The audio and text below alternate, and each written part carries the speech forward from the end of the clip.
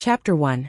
The great dignified benevolent goddess Isis, the mother of fertility and hope, the god of Horus, who protects Igut and illuminates the world with an inextinguishable light, the father Nuvan, who was born in the lotus of the beginning and created all things, the Ennead, who lives at the source of the holy river, all the gods who rule the earth and the sky. Please hear my prayer, the oracle of the gods. Only the purest and most devout heart can win the mercy of the gods. I am willing to offer my all to Isis. Please grant me the tear of the gods. Eco Maria was praying to the gods in a remote town on the border of the Hittite kingdom, which belonged to the empire of Igut. In this remote and desolate place, the town of Duk was not small. It had hundreds of families and 2,000 residents. The mayor, Dusty, was a noble with the title of Lord of Hittite. He was also a citizen of the empire of Igut, and enjoyed the privileges of being a citizen of the empire of Igut. The reason why the mayor of such a remote town was so prominent was because of its special status. Duk belonged to the southernmost part of the territory of Saya, which belonged to the Hittite kingdom. Saya was famous for its three products, which were the most important commodities traded by the Hittite kingdom to the empire of Igut: iron, parangons, and cedar wood. Iron could be used to make the sharpest weapons, especially those refined by skilled craftsmen. Iron could be used to make armor and swords that were both sharp and tough. It was a symbol of strength, a weapon for guarding and plundering wealth. Many countries on the continent produced iron, but the output was still very limited. The production and trade of iron were strictly monopolized by the government. Hittite was the most famous iron. Although the iron output in Duk was not high, it produced very rare refined iron. Almost all the adults in the town were miners and blacksmiths. Cedar wood, produced in the western highlands of Hittite and in the mountains on both sides of the Euphrates River, was the best material for shipbuilding after being soaked in cold water, dried in the sun, dipped in oil and baked. Ships built with it could travel in lakes, rivers, and seas. Not only was it used by armies, but it was also necessary for merchants to travel between countries.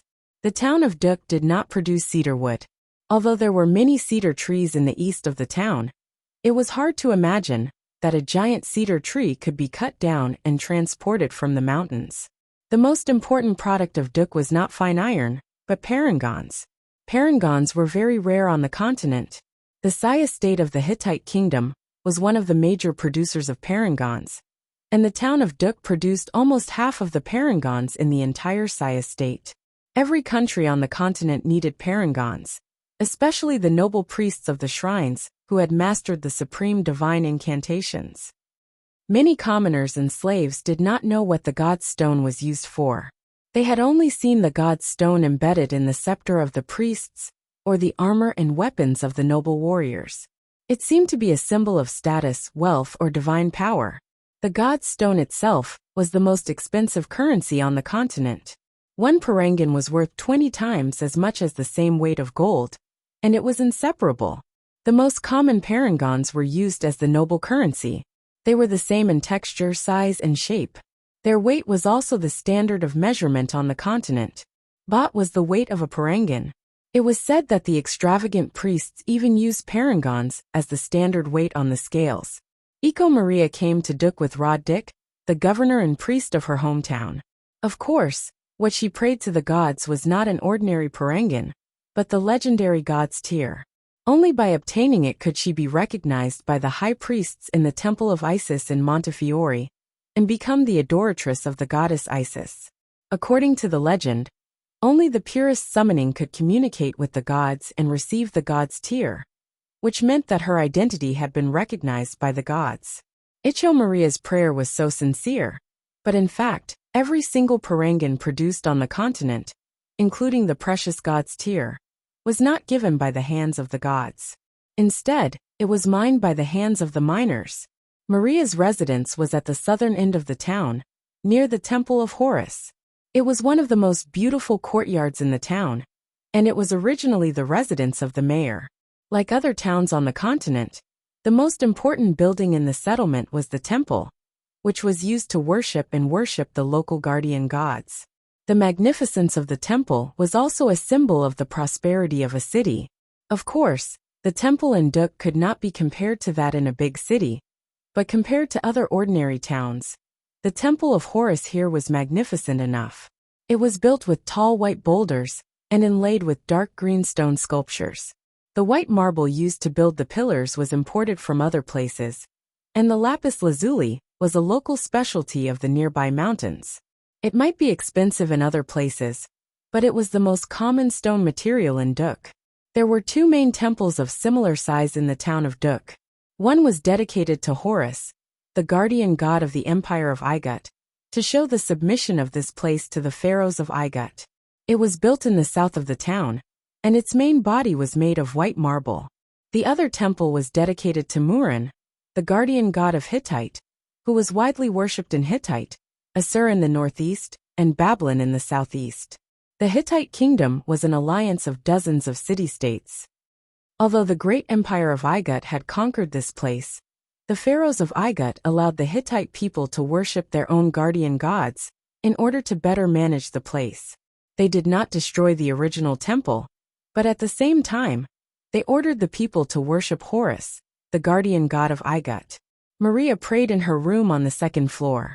She prayed like this every morning after washing up, before lunch, and at night. She had been in Duk for 3 days now. She was so devout, respectful, and meticulous that even Gabriel, a well-trained Templar, could not help but praise her in his heart. He thought that she should meet the requirements of a adoratress, and that the gods might pity her. In the territory of the Empire of Igut, there were 2 vast fertile lands along the Nile River, called the Upper Igut and the Lower Igut. Gabriel was a warrior sent by the Temple of Isis to protect Maria in Montefiore, the capital of Igut. He answered the report and request of Rod-Dik, the chief priest and governor of Igut. The Temple of Isis would send people to protect anyone who passed the test of the gods, and was qualified to become the adoratress of Isis. When Maria was praying, Gabriel was standing downstairs at the gate of the courtyard. She had a heavy sword hanging on her waist. Both sides of the sword edge were inlaid with a parangan. Even in an environment where there was no danger, she still wore a silver armor meticulously. Her expression was solemn and solemn. From this position, she could see the green-gold dome of the Temple of Murin on the other side of the town. She pursed her lips, and there was an imperceptible sneer in her eyes. Obviously, the guardian warrior of the Temple of Isis did not like the god worshipped by the foreign races. However, the pharaohs of Igut had allowed the original temple to be preserved here, so she could not say anything. Her duty was only to protect Iko Maria. She did not have to care about other people's business. Gabriel's figure was slender and tall, sexy and muscular. Her face had the obvious characteristics of a different race in the north. Her skin was fair, her nose was straight, and her eyes were a mesmerizing blue. Her golden curly hair was draped over the silver armor, and her temperament was so gentle and firm. She was young and beautiful, but the children in the town who were playing and throwing stones at each other unconsciously stayed far away from the courtyard. They did not dare to play at the gate. When people saw her, perhaps the first thing they noticed was not that she was a very beautiful woman. Around her, there was an invisible sense of self-confidence, pride, and majesty, as if it was full of power, without any restraint or concealment. Gabriel was the only guardian of the courtyard. The Temple of Isis had only sent her one warrior to protect Iko Maria, one of the candidates for the adoratress. But Gabriel also knew that in the Temple of Horus in the town of Duk not far away, there were 60 fully armed elite soldiers of Rod-Dik stationed there. Obviously, this Lord Roderick did not believe that she could protect Maria by herself. Although the desert between Igut and Hittite was full of danger, it was a bit exaggerated to bring so many elite soldiers with her. Lord Roderick did not say anything out of the good manners of a noble, but Gabriel could sense his dissatisfaction. Gabriel did not care at all. It was not only because of her manners, but also because of her noble pride. On the other side of the town, in a small building near the Temple of Murin, Rod-Dik was holding a glass of wine and looking at the courtyard where Gabriel was staying through the window. His brown eyes were deep, as if he was thinking about something. It seemed that this temple warrior from Memphis was not used to hiding her power, and always made her aura public. This was not surprising, as one of her duties was to promote the dignity of the gods. But for a hereditary noble like Rod Dick, this was not a good habit. People always needed to hide something. They could not expose all of their power to potential enemies. They only showed their real power when the time was right. The fight for power and wealth was always cruel. People needed to be prepared at all times, show the right amount of deterrence, and leave a trump card for emergencies. The Temple of Murin was not far from the small building he was staying in. Lord Roderick did not think there was anything wrong with it. People on this continent worshipped all kinds of gods, big and small. Some were the gods in the legends, and some were the guardian gods that the local people thought of themselves. The pharaoh of the Empire of Igut claimed to be the human incarnation and spokesperson of Horus, the son of the gods, and the king of the gods who ruled the upper and lower Igut. The traditional guardian god of the lower Igut was the goddess Isis, the mother of Horus. Her main temple was located in Montefiore, the capital of the lower Igut. Almost every country on the continent was ruled by a combination of monarchy and theocracy. The monarch was known as the spokesperson of the gods. The Temple of Isis in Montefiore was the most important power center of the lower Igut. This time, the Temple of Isis only sent one warrior to protect the candidate of the Adoratress of Cape. Lord Roderick was obviously dissatisfied. He felt that he and the state he represented were being looked down upon. Cape was located on the northeast border of the Empire of Igut, the closest place to Babylon and the Hittite kingdom. Outside the border was a vast and desolate desert, which could not be compared with other rich and fertile city-states. Its geographical location was very important, but it did not bring all the benefits to Cape. Once there was a war, Cape would be the first to bear the brunt of it. In the seemingly peaceful era, it was an important port for trade with the northwest countries, full of countless opportunities. Now the Hittite kingdom had surrendered to the Igut, but Lord Roderick vaguely heard that many lords of the city-states of Hittite were not reconciled to the fate of being a vassal, and always wanted to unite and rebel secretly. It just so happened that the Temple of Isis was selecting the Adoratress. Of course, Dick hoped that the Adoratress would come from Cape, which not only represented the glory of the city-state, but also the power of the Temple of Isis, and the whole of the lower Igut to protect Cape in case of conflict in the future. Dick certainly did not want anything to happen to Maria, so he brought his most elite guards with him. Such a force was obviously superfluous to protect one person across the desert. Of course, Dick had his own plans. He had become the governor and chief priest of Cape at a young age, holding the power of the state and the state. In addition to his prominent status, of course, he also relied on his own talent to maximize the benefits of one thing. The Temple of Isis only sent one person, which was good for Dick. It saved him a lot of bribe. Seeing Gabriel, Dick had a feeling that this guardian of the Temple of Isis was different from many greedy priests. She was like a proud rooster who disdained to accept any bribes. And it seemed that she had no concept of wealth at all. Gabriel didn't seem to know how expensive the sword she was wearing was. She just hung it around her waist. If she was walking alone, the sword wouldn't be able to protect her. Instead, it would attract bandits. Even Rod Dick was surprised that Gabriel came to Cape from Montefiore alone with the sword. She was so lucky that she could arrive safely. Maybe it was because the bandits along the way knew who she was, and did not dare to offend the Temple of Isis. In the name of protecting the Adoratress and serving Lord Gabriel, the caravan was, of course, packed with all kinds of supplies, mainly the most popular wine and food in Duk. With Lord Gabriel around, the checkpoints on the border between Egypt and Hittite would naturally pass without any inspection, and of course, without collecting any taxes. The parangons mined by the residents of Duk had to be handed over to the city in the form of taxes. The law of the city stipulated that 1 out of every 10 parangons belonged to the residents. That was the reward they deserved. At the same time, Rod Dick, of course, knew that Mayor Dusty, who had the power to levy taxes in Duk, would not be so selfless. He must have kept a lot of parangons in his hands. Parangons were a kind of currency, worth 20 times more than gold of the same weight.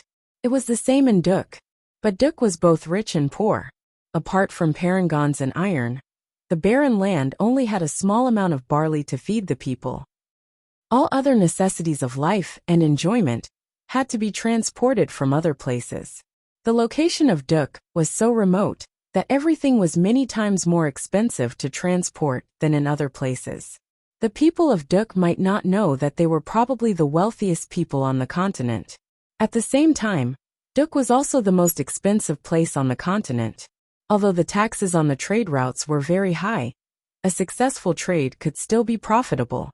In order to provide cover for the goods he was transporting to Duk, Drick organized a caravan from Cape States to accompany his caravan. The merchants were naturally willing to follow Lord Drick's caravan. This was a guarantee of absolute safety, and the cost of mercenaries could be saved. Besides, with Lord Gabriel and Lord Drick around, the tax collectors at the checkpoints along the way would not try to extort money from them. The merchants were very grateful to Lord Drick, who was considerate to his people. Many nobles and officials would not take such good care of merchants. During dinner, Lord Drick and Mayor Dusty had a pleasant conversation. What was even more pleasant was the transaction between them. Both sides were very satisfied. In addition to the parangons, Lord Drick also bought precious fine iron from Mayor Dusty. This was smuggling, a secret that should not be revealed to outsiders. The two of them had a tacit understanding while enjoying the delicious food and wine. Although the transaction was pleasant, Rod Dick did not like this place, especially when it was filled with a smoky smell that made him very uncomfortable. He felt a little anxious. He did not know when he would have to wait.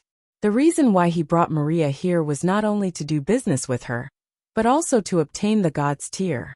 The high priests of the Temple of Isis had announced an oracle that a god's tear would be given to the human world, and the one who obtained it would be the adoratress of Isis. Rod Dick had his own ideas about this. The god's tear was nothing more than a more precious parangan. If it really appeared, it would most likely be in the place where the highest concentration of parangons was found.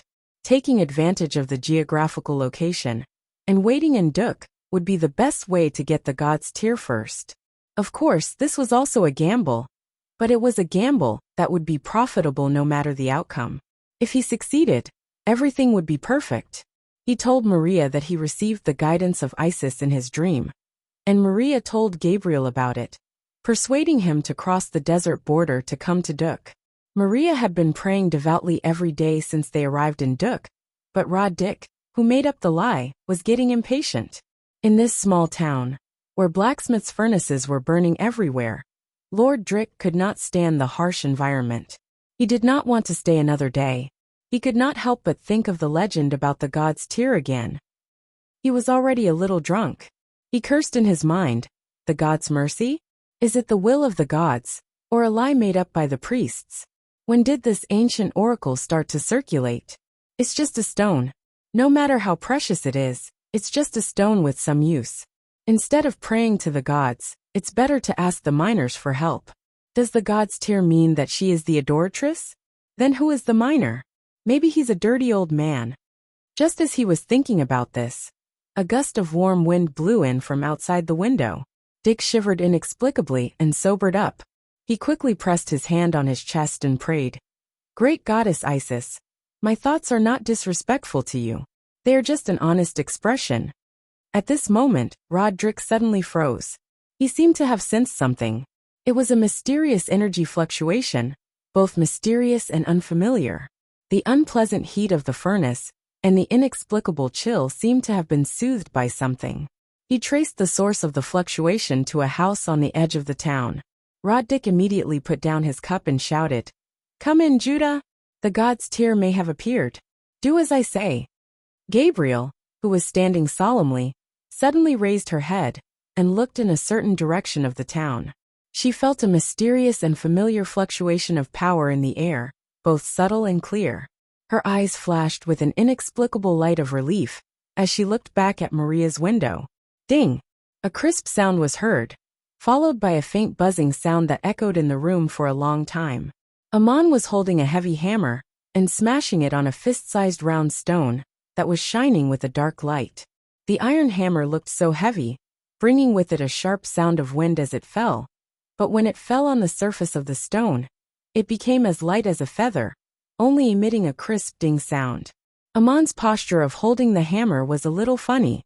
His hands were placed in front of him, and his entire upper arm was attached to the handle of the hammer. He was not too tall. After all, he was only 14 years old, and had not yet fully grown into a man.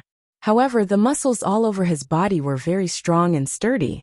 When he swung the sledgehammer, there seemed to be little snakes slithering on his bulging muscles. According to the rules of Duk since ancient times, a child of his age was not qualified to mine parangons by himself. Using the unique hammering technique of Duk to crack open the core of the ore was the last and most crucial step to obtaining a parangon. But today he had to do it at home, because his father was drunk again. His hands were trembling, and he could not control the hammer. Tomorrow he had to hand over a parangon. It is recommended that you read the text according to the map, otherwise you may easily get dizzy. List of characters in this chapter: Eco Maria, the candidate of the adoratress from the state of Cape, Empire of Igut. She may become the adoratress of the Temple of Isis in Montefiore. The Empire of Igut is divided into the Upper Igut and the Lower Igut. Montefiore is the capital of the Lower Igut. Dusty, mayor of the town of Duk. The town is located on the border of the Hittite kingdom of Saya. The Hittite kingdom is a vassal state of Igut. Roddik, mayor of the kingdom of Igut and Cape states. Gabriel, guardian of the temple of Isis in Montefiore. Amon, the son of a blacksmith in Duk. Background of the gods in this chapter: Horus, the main god and king worshipped by the people of Igut. The pharaohs of Igut are said to be the incarnation and spokesperson of Horus in the human world. Isis, the mother of Horus in the myths and legends, the patroness of the Lower Igut, and the Holy Mother worshipped by the people of Igut. Murin, the goddess widely worshipped in the regions of Hittite, Assyria and Babylon, the patroness of the people of Duk since ancient times. Chapter 2. According to the decree of the city, 9 out of 10 parangons mined by every household in Duk had to be handed over to the city, and the remaining 1 belonged to the household. But the decree also stipulated that every household in Duk had to pay at least 1 parangon every season, which was the basic tax. All the adults in the town loved to drink, including the women in their prime. Mining ore or forging iron embryos required heavy physical labor. It was said that wine was a magical thing with some kind of mysterious power. It seemed to relax the mind and relieve physical fatigue, but drinking too much was not always a good thing. Amon's father was addicted to wine, especially the fragrant and expensive wine. His hands had been trembling more and more violently in recent years. In addition to wine, the residents of Duk also loved all kinds of delicious meat. But except for the small flock of sheep they kept nearby, and the occasional game they hunted in the mountains, most of the meat had to be shipped in from other places. Amon's father had exchanged his money for enjoyment, but he had not paid the parangon for the season's tax. Mayor Dusty, who was in charge of the tax collection and statistics of Duk, was usually a kind person. He did not push the miners too hard when they were in arrears. After all, mining parangons required not only hard work and skill, but also luck.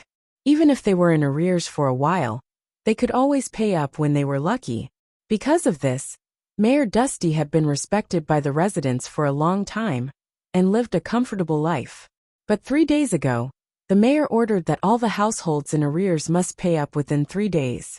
All the households in the town had paid up within 3 days. Basically, everyone had a surplus for the rainy days, except for Amon's family.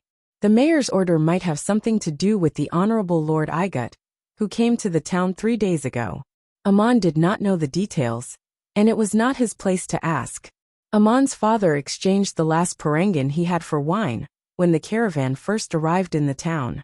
When the mayor gave the order, he realized that he had not yet paid the tax for the season, so he went to borrow from Crazy Ol Nietzsche, but all he got was a mine ore. Crazy Ol assured Amon's father that there must be a parangon inside. Not all ores contained parangons, but parangons would only appear in such ores. His father's hands were trembling, and he could not control the hammer, so he asked the 14-year-old Amon to try. According to the rules of Duk since ancient times, when a man reached the age of 16, he would receive the blessing of God in the temple of Murin. Only then would he be qualified to learn the unique craftsmanship passed down from generation to generation. Only when he had mastered the craftsmanship could he open the ore and take out the parangons by himself.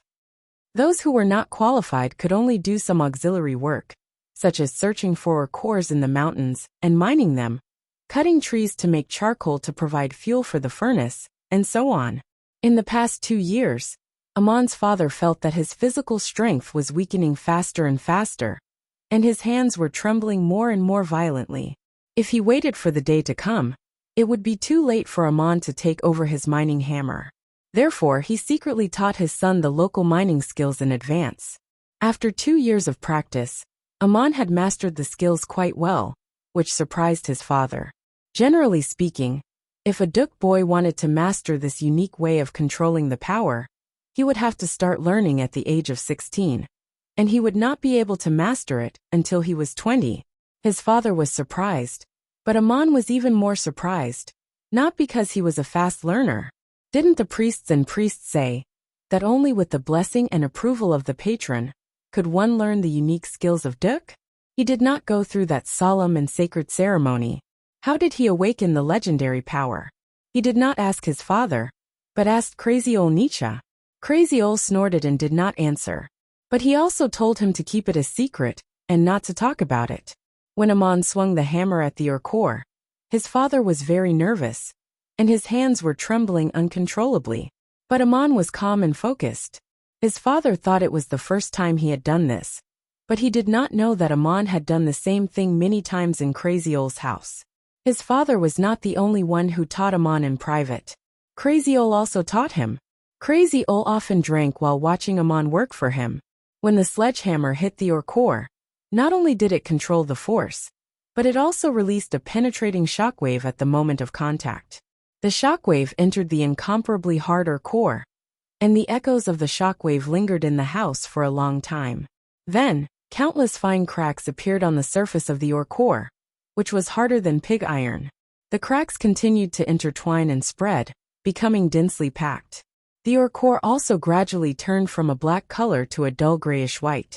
When the cracks spread to the extreme, the ore naturally opened, or rather scattered like fine sand. If one was lucky, a parangan would appear in the center of the gray sand. A parangan could not be taken out by brute force. It was very hard, and could not be destroyed by ordinary force. But it was very fragile when it was still in the ore. If one was not careful, it would turn into powder along with the ore. All parangons were of the same shape and size, about the size of a cat's eye. It was a perfect dodecahedron. It had 30 sides, 20 corners and 12 faces, each of which was a regular pentagon.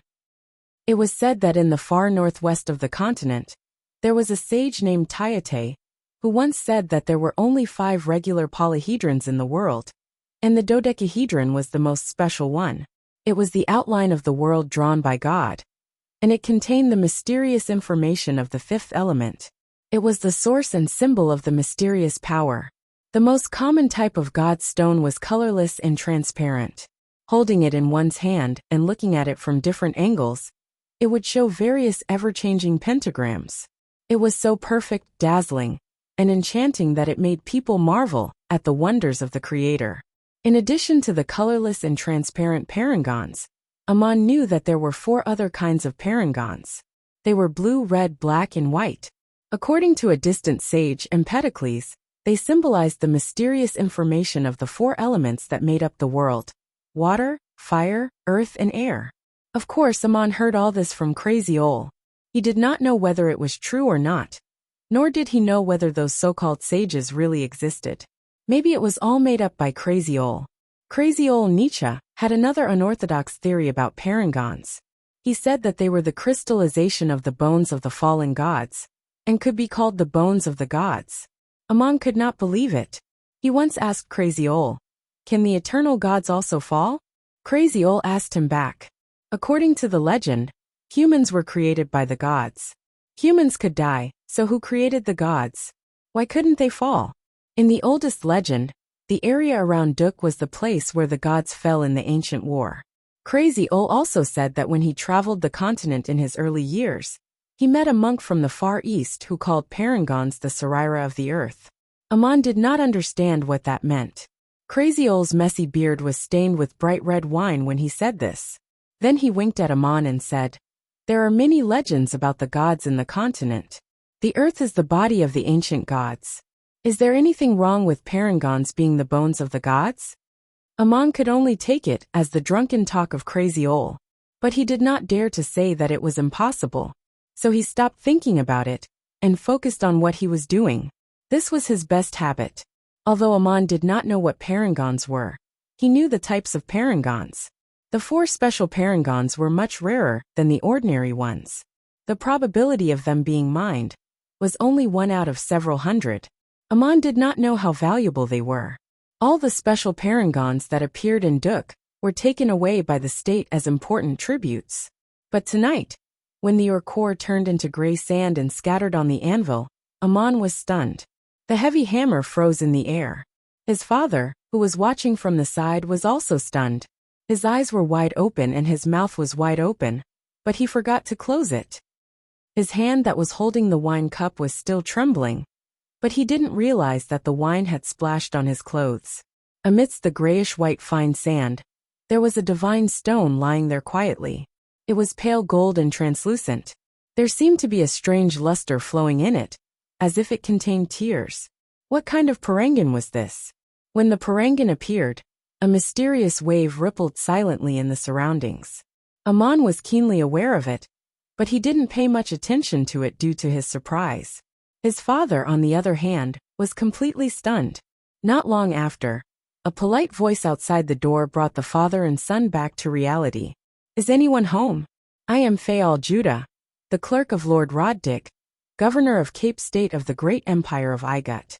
I am here on the order of Lord Dick." Following the voice, the person who spoke had already pushed open the door, walked through the house into the backyard, and arrived at the door of the workshop.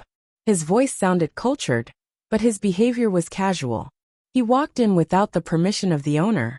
2 heavily armed soldiers stood guard outside the door, and another 2 followed behind him on both sides. When Amon came to his senses and turned to look at the door, Fayal happened to have 1 foot over the threshold. He looked shocked and ecstatic. Fayal was in his 30s. He was of medium height, brown skin, curly hair, and wore a linen robe. He was very clean. His lips were a little thin, and his eyes were a little narrow. He always had a thoughtful look. Only in front of honorable men like Roddick would he show such a look of concentration. But now, all he could see was the parangan shining with pale gold luster. Thank the great goddess Isis. Thank the gods for their mercy. May the light of God always shine on Igut and protect Cape States forever. While Amon was puzzled, Fayal had already stepped over the threshold. He put 1 hand on his forehead and the other on the ground as he knelt on 1 knee. The 2 soldiers outside the door also knelt on 1 knee with Lord Fayal. They put their swords on the ground, and their armor clanged against each other. "Who are you? How can you come in like this?" Amon asked hesitantly. Amon's father had already put down his glass and stood up. He asked in a trembling voice, "Honorable sir, what kind of parangan is this? Why have I never seen it before?" "Great goddess Isis, please forgive this ignorant voice." Hearing the father and son, Fayal put down his hand on his forehead and raised his head in an exaggerated exclamation. When he saw that Amon and his son were still standing there, he shouted angrily, "Kneel!"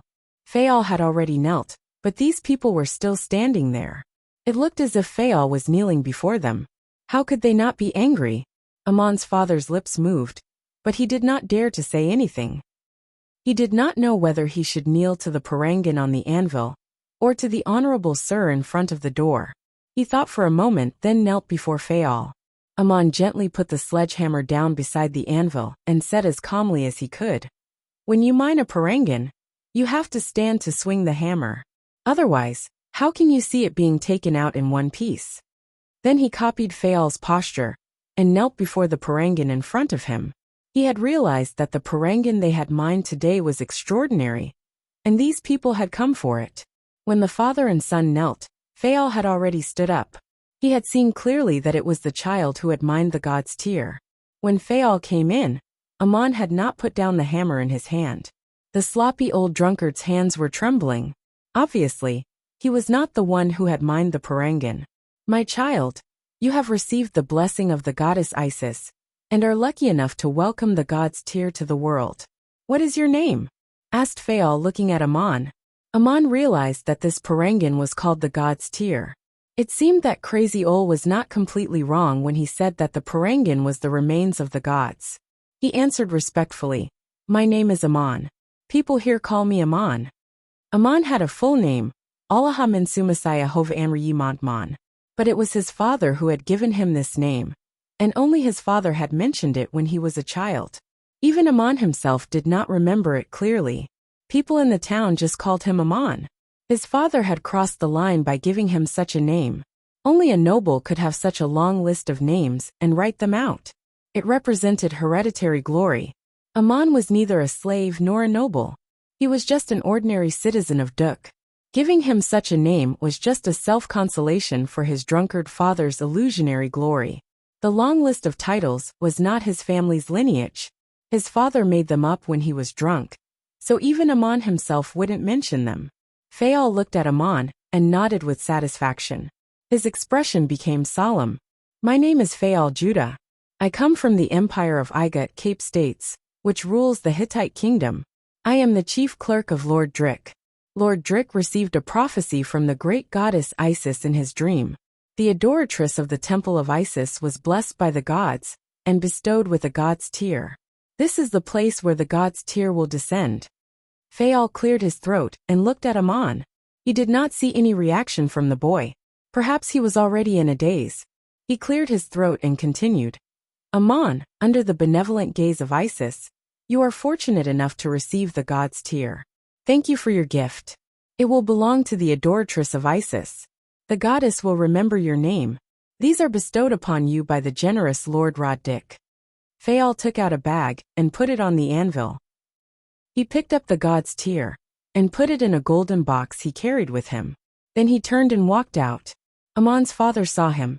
He wanted to stop him, but did not dare to make a sound. When Aman stood up, Fayal was already gone. Two warriors followed closely behind him to protect him.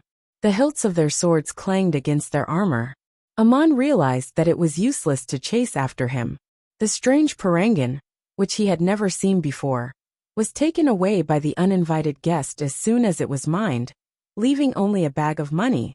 But the man said thank you for your gift, as if Aman had voluntarily given him the parangan. Aman was angry and unwilling. He remembered that his father still had to pay the parangan tomorrow. The strange parangan could have been used to complete the task, but now it had been taken away. Then he remembered that the parangan was taken away by Lord Drick. If the mayor wanted to pursue the matter, he should go to Lord Drick. Their family had paid their taxes. Many thoughts flashed through his mind, but one thing that did not occur to Aman was that Fayal's action would reveal the fact that he had learned the Duk mining skills without permission. Chapter 3. Judah was in a good mood. Rod Drick rewarded the craftsman with 30 gold coins, each of which weighed 1 baht. They were heavy in a bag, and what he put on the boy's anvil were 30 silver coins, about the same size as gold coins, but each of them weighed only half a baht, and were worth only 1.5 gold coins. The rest were all his. But Lord Jewel was not afraid that Rod Drick would reproach him. The noble Lord Dick would not deign to stand in front of the fire in this dirty and humble miner's house. It was a great honor for the family to have sent him the clerk. He had done what Lord Dick had told him to do, and was lucky enough to get the god's tear. Lord Dick would only be pleasantly surprised, and would even reward him. He wouldn't pursue such trivial matters. He knew Lord Dick too well. This was the first time Judah had seen the god's tear. He had never even heard of it before. Rod Dick told him that it looked like a pale gold, translucent parangan. He saw it in Aman's house and got it. The house reeked of wine and the fire. Judah did not want to stay a moment longer. He left as soon as he got the god's tear. Judah was very curious about the legendary symbol of the god's mercy. He almost wanted to hold it in his hand and see what was so special about it. He even wanted to put it in his purse, but he dared not. He could only respectfully and carefully hold the golden box that contained the god's tear. Judah left. After a while, Aman also left. He went to see Crazy Ol. Amon was still a boy. He felt wronged, but he could not say anything to his drunk father. Listening to Crazy Ol's rambling was a way to relax and comfort him. He stayed in Crazy Ol's house for about an hour. Then he quietly went to the west side of the town. To the west of the town of Duk, there was a stretch of hills covered with strange black rocks. Closer to the hills, there were a few grassy slopes where a small number of sheep could be grazed. Farther away, it became more dangerous. The strange rocks were not tall, but they were strange like a dense forest of demons. The shrubs growing on them looked like messy human hair. The shrubs were no taller than 2 people, but their branches were very hard.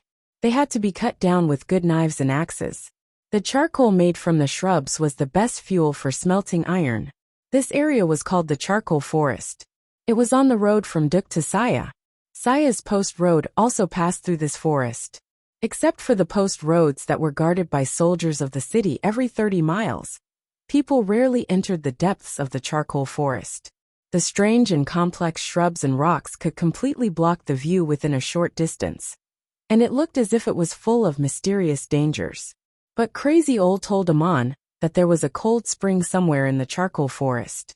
The water was piercingly cold, but it could cleanse and purify one's body.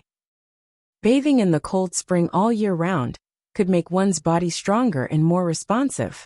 But one had to bathe according to the method Crazy Ol taught Amon. Otherwise, the cold would invade one's body and leave a hidden disease. Once the disease broke out, it would be fatal. Whether or not he could learn it without harming his body, and whether or not he could endure the bone-piercing cold, it all depended on him.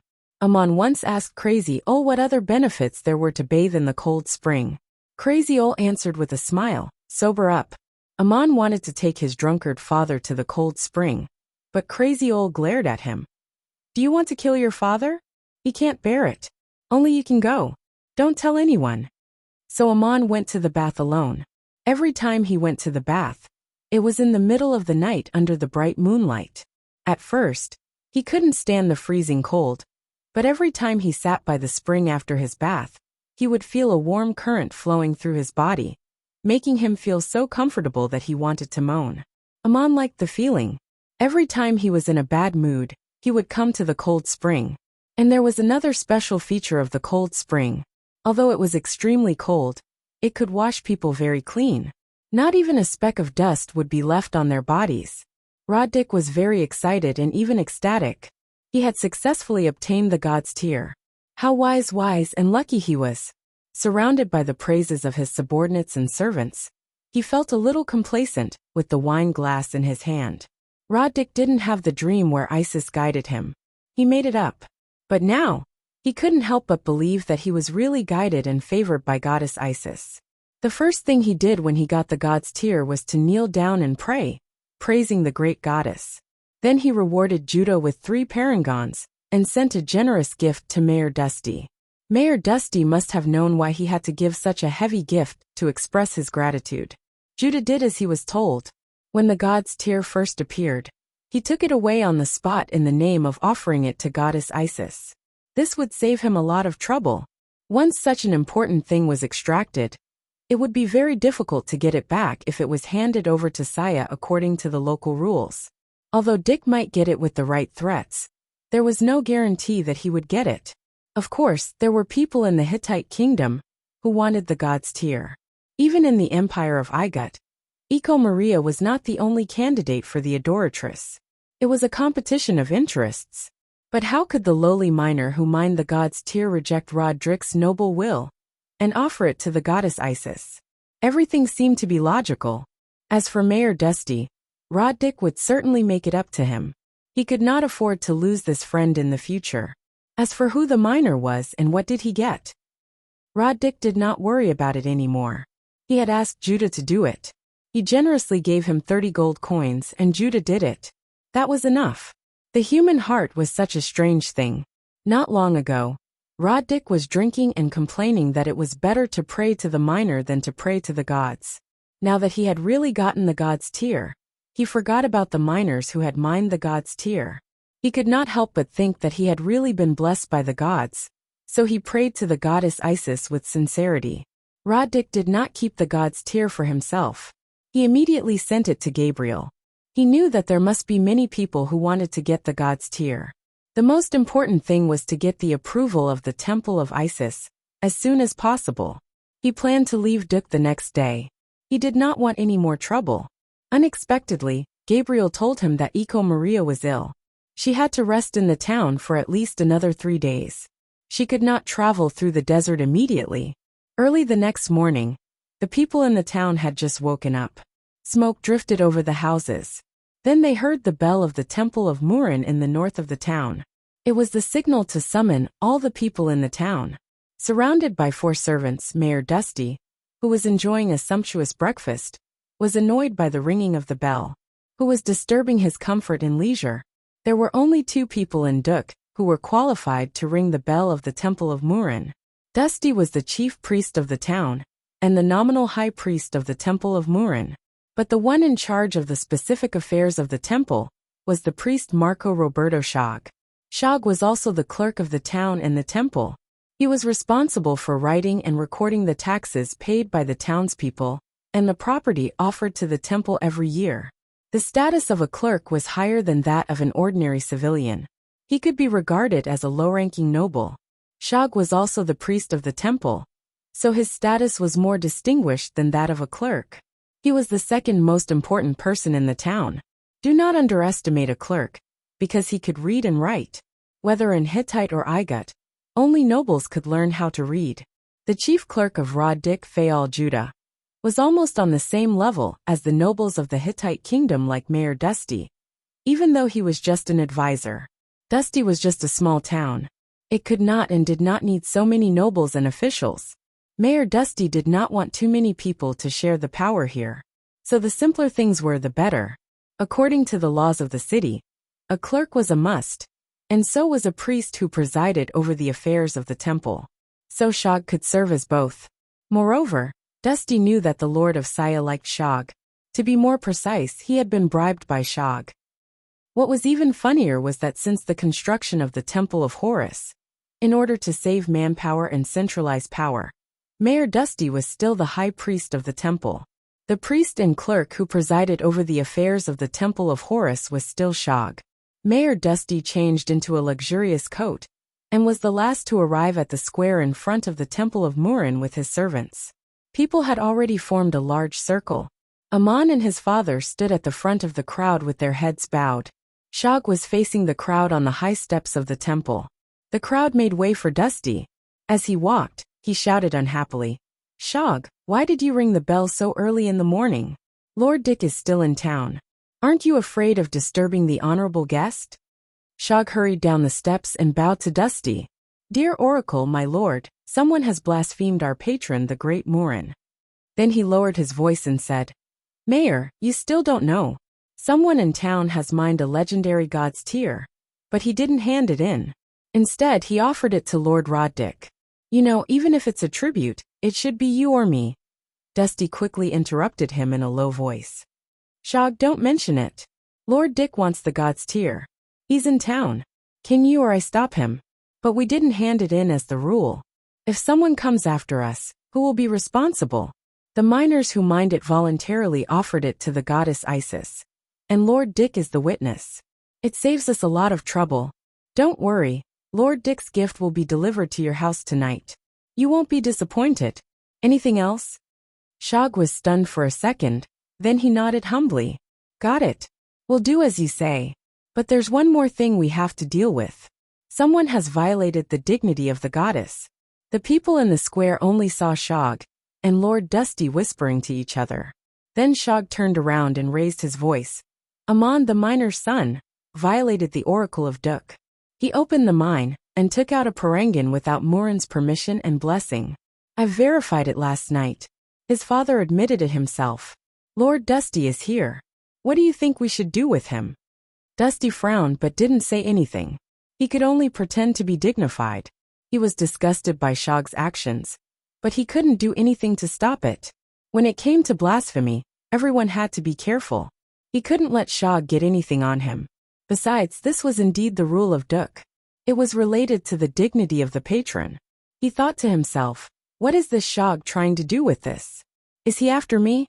Shog looked at Amon like a cold eagle looking at a trembling rabbit. Amon bit his lips and didn't tremble. He didn't like this kid for a long time. Duk produced an endless supply of parangons, which symbolized endless wealth. But there were only 4 people in this town who could write: Dusty, Shog, Crazy Ol' Nietzsche, and Amon. Dusty could only write on clay tablets used in Hittite, Babylon, and Assur. This kind of writing was first carved on clay tablets with a knife. Shog, on the other hand, knew 2 kinds of writing. Apart from the knife script, he also knew the pen script used in the Empire of Igut, which was written on papyrus with a pen. These were all taught to him by Crazy Ol. But now Crazy Ol also taught these 2 kinds of writing to Amon. Chapter 4. No one knew why Crazy Ol knew these 2 languages. He was the oldest person here. He had lived here before anyone was born. It was said that he had traveled all over the continent when he was young. No one knew exactly how old he was, but he should be at least 100 years old. In this age where people died young, longevity itself was an admirable miracle. It was seen as a gift from God. After becoming a priest, Shog had the opportunity to learn another way to write these 2 languages. It was called the Holy Book, which was usually only used when praising God. Except for nobles and priests, ordinary people could not learn it. The Holy Book was basically the same as an ordinary language, but it had a special and strict writing style. People who had never learned it could not understand it easily. It was said that it had a mysterious power that could communicate with the gods. In the eyes of civilians and slaves, any language was mysterious and represented some kind of awe-inspiring symbol or message. Duk needed a clerk, and so did the shrines. Here, Shog was the only one in charge. But things had changed in the last 2 years. Crazy Ol taught Amon how to write these 2 languages. When he was drunk, he told the mayor, "There are actually 3 clerical positions in our town. Unfortunately, there are too few people who know how to write. It's not suitable for the shrines of Murin and Horus to have one person as a priest, let alone a clerk at the same time. Amon is a child blessed by God. He has learned how to write, both with a sword and with a pen. I can guarantee that he will be the best clerk in the future, and also an excellent priest." What displeased Shog the most was that Mayor Dusty did not object at that time. He even said with a smile, "Oh, then Amon is really a child blessed by God. When he grows up, he will be an excellent clerk." Shog felt as if he was bitten by a poisonous snake.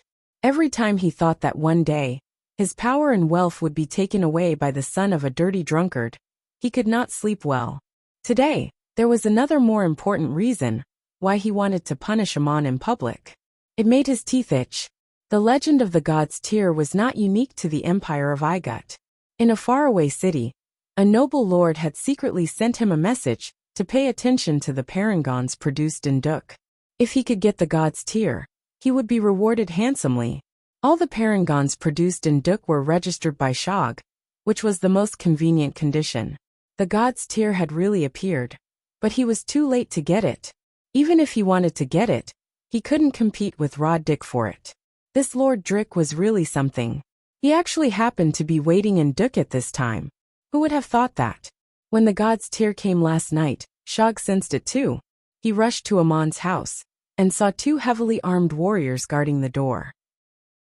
Then he saw Lord Drick's clerk coming out of the house with a golden box in his hand and 2 other warriors. By the time Shog entered the house, Amon had already left the backyard. There was only one drunkard in the house. Under Shog's questioning, it was easy for him to find out what had just happened. Shog could not, and did not dare to question Roddick. But how could he let go of Amon? So early in the morning, he rang the bell in the shrine of Murin to summon the residents. Mayor Dusty did not let him mention the god's tear, but he mentioned something else. It was a disaster for Amon. The residents were stunned for a moment, then whispered to each other. Amon had indeed disobeyed the ancient oracle, but it had never happened in Duk before. It took a lot of physical strength to learn the skills passed down from generation to generation. It was almost impossible for a child to learn it at such a young age. Even if something like this had happened in history, no one would say anything about it. Mining parangons was so difficult. It was not a bad thing to have a qualified miner. As long as the miner did not say anything, no one would pursue the issue. But in front of the shrine of Murin, under the solemn gaze of the goddess, the problem was serious. No one could defend Amon. Otherwise, it would be disrespectful to the goddess. The oracle was equal to the decree. Seeing that no one spoke loudly, Shag cleared his throat again and said loudly, "Mercy is a virtue, but piety and obedience to the goddess is a virtue even more. Amon, are you ready to accept the punishment of the goddess? In the name of Murin, how should we punish this child as mercifully as possible?" His last sentence was directed at everyone. Dusty furrowed his brows again, looking very displeased. Shag, on the other hand, seemed prepared. A voice from the crowd shouted, "According to the oracle, cut off one of his fingers. The merciful Lord Priest can decide which finger to cut off." Amon's body trembled. His face was pale, and the corner of his mouth was twitching. He clenched his teeth and said nothing. His father knelt down and begged in a trembling voice, "Please forgive Amon. He's still a child. He doesn't know what he's doing. I'm the one who taught him. I'm the one who disobeyed the oracle. I should be the one to be punished." Many people in the crowd echoed in a low voice, "Yes, Lord Shag, please forgive that ignorant child. As atonement, let him mine more parangons and offer them to the goddess." Shag did not seem to hear these voices. He raised his hands to calm the crowd down. Then he looked at Amon in a calm and indifferent tone and asked, "Amon, did you understand the oracle of the patron when you were learning the mining skills? Although you are a child, as a resident of Duk, you should have understood it since you were a child." As he spoke, he thought to himself, "Which finger of Amon should I cut off?" Mayor Dusty coughed softly. He felt that he should say something, but at this moment, a voice from outside the crowd shouted, "Whose ignorance is it? Priest, you have forgotten the oracle. This lucky child did not violate it." Everyone was startled. Shag looked up and saw a young man walking through the crowd. He was in his early 20s, wearing a clean white robe and a crown of fresh twigs on his head. Shag had seen this man before. He was not a resident of Duk. He came here with Roddick a few days ago. He was one of Lord Drick's most respected advisors. It was said that he was a wandering sage from far away on the continent. His name was Aristotle. Mayor Dusty asked, "Mr. Aristotle, what brings you here? What is Lord Drick's order?" Aristotle smiled and nodded. "I'm here to do something for Lord Drick. I happened to see what happened to this child. May I ask this priest a few questions, dear Mayor?" Dusty nodded politely.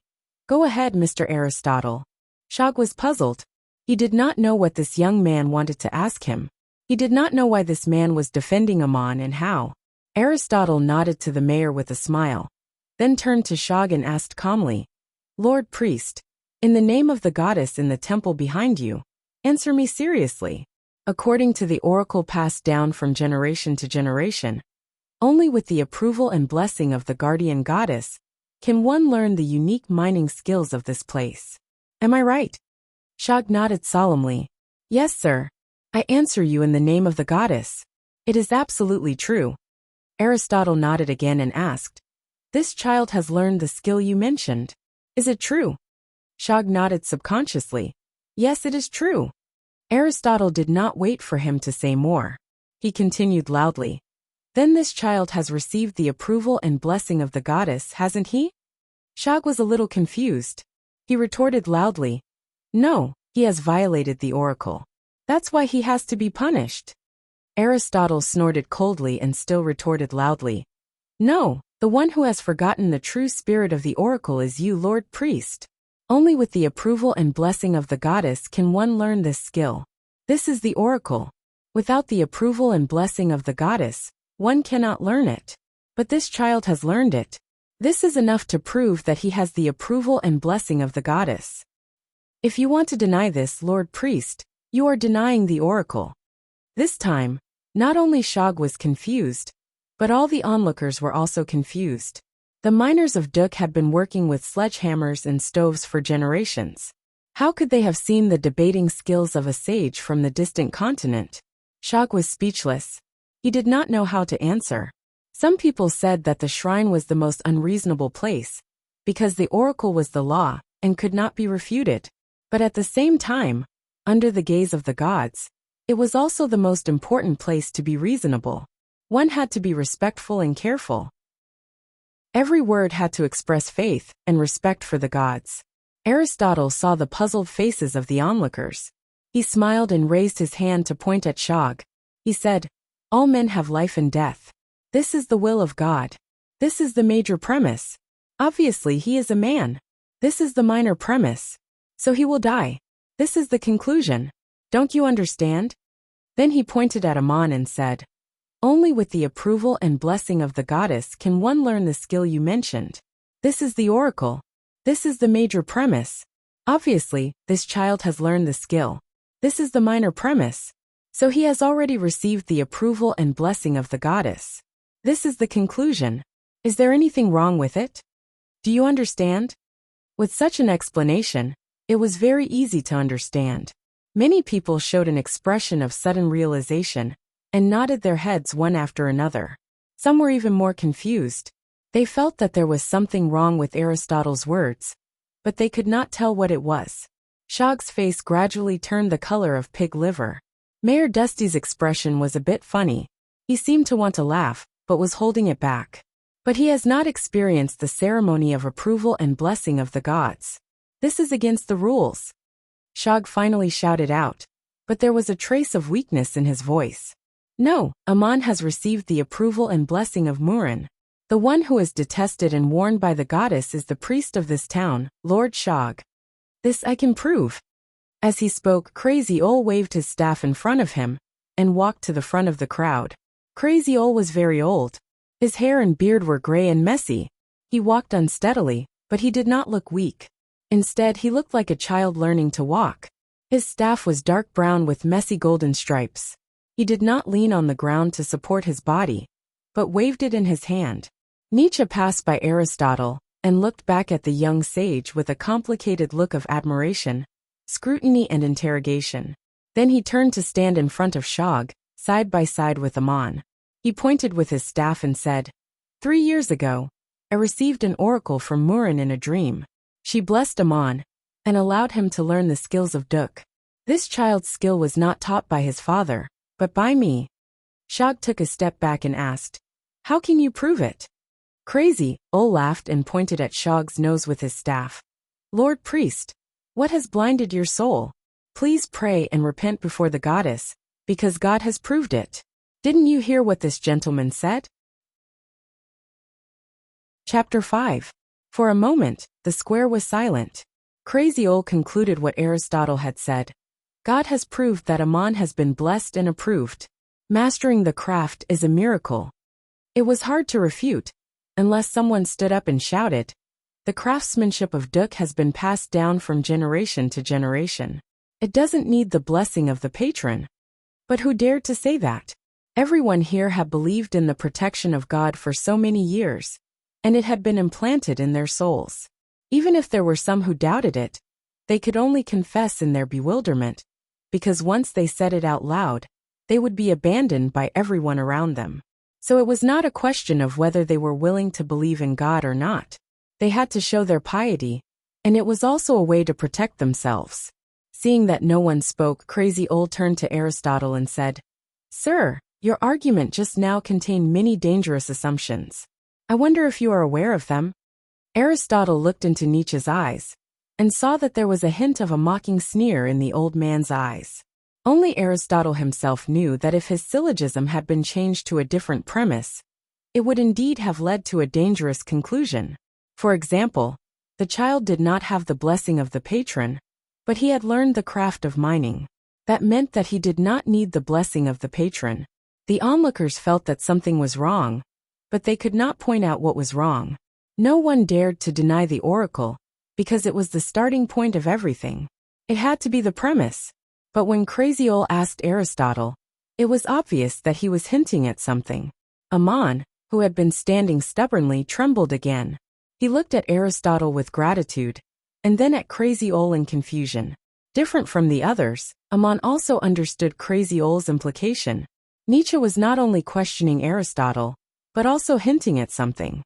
Amon's mind was no less turbulent than when he was interrogated by Shog.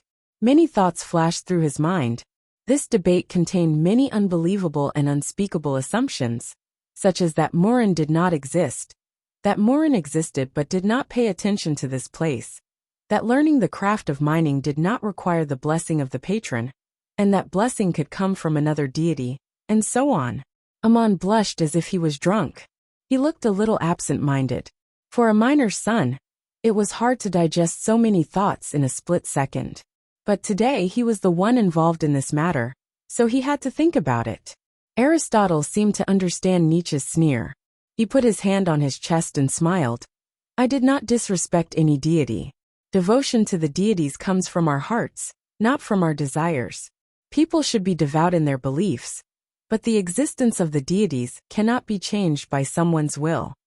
He cleverly avoided the interrogation. Crazy Old did not continue to pester him. He turned around and said coldly to Shog, there is only one explanation for this. Priest, your behavior is detrimental to the glory of Murin. The goddess did not bless Amon through you. We all know that the glory of the goddess is eternal, but the loyalty of priests must be tested. Mayor, what do you think? Since everyone is here, how should we deal with this priest? Shog's face turned pale. Cold sweat trickled down from his forehead, and his legs trembled. He never thought that the situation would take such a turn. He was the one being interrogated. Crazy Ol was questioning whether he was still qualified to be a priest. From the look in Crazy Ol's eyes, he clearly read one word: coldness. But Mayor Dusty did not say a word. He just watched the scene with cold eyes. Shog had been in the high position in Duk for too long. He had gradually forgotten how he got his position in the first place. It was all thanks to Crazy Ol's help. Crazy Ol once said, you are a straightforward man and very smart. More importantly, you are very real in the secular world. There is no one more suitable than you to be the priest and clerk of the shrine. However, Shog had been in this position for a long time. He had gradually made friends with the nobles in the city, and even had a secret ambition for the position of Mayor Dusty. However, he had neglected Crazy Ol, who had not shown himself for many years. Crazy Ol was so sharp when he was not talking nonsense. Was he trying to ruin his future in front of everyone? Just like how he helped him get this position in the first place. Shog took a step back and said loudly, oh, Mr. Nietzsche, it seems that this is all a misunderstanding. I didn't know that you had received the oracle of the great Murin in your dream. This is rare, but it has happened before.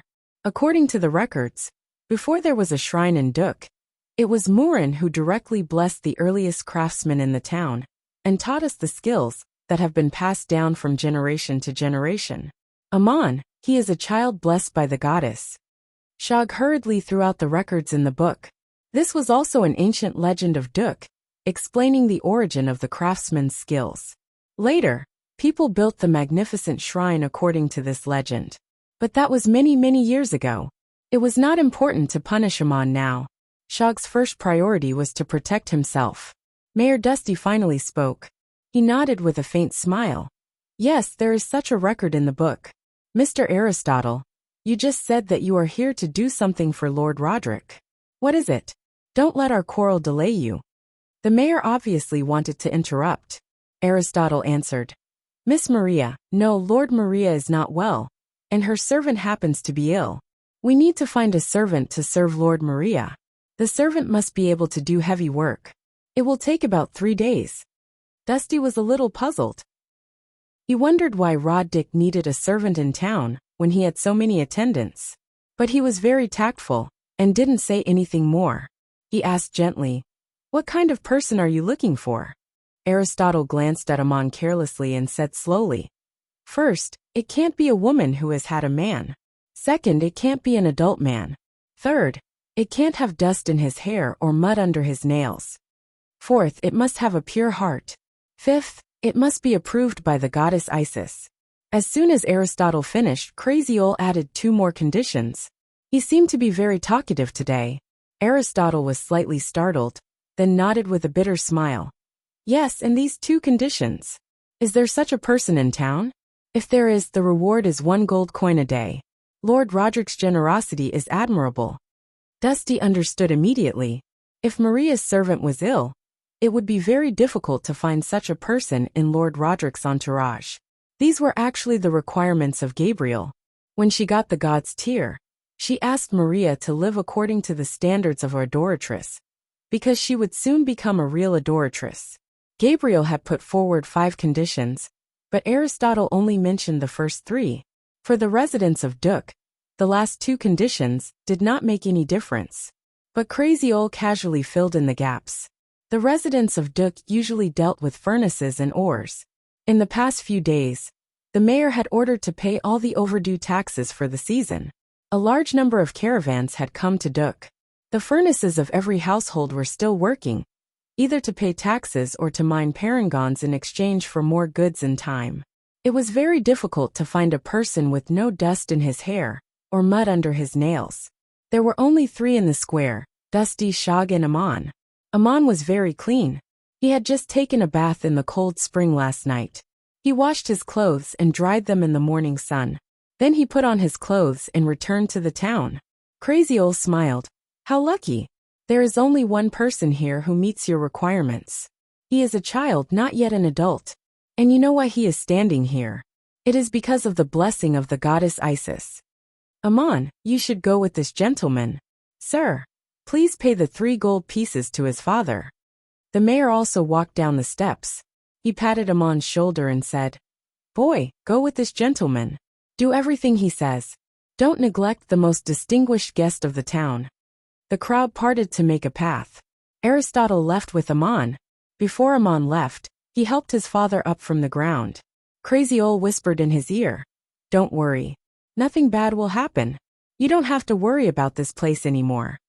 The crowd did not disperse after Amon left. Crazy Old was still standing in front of the crowd.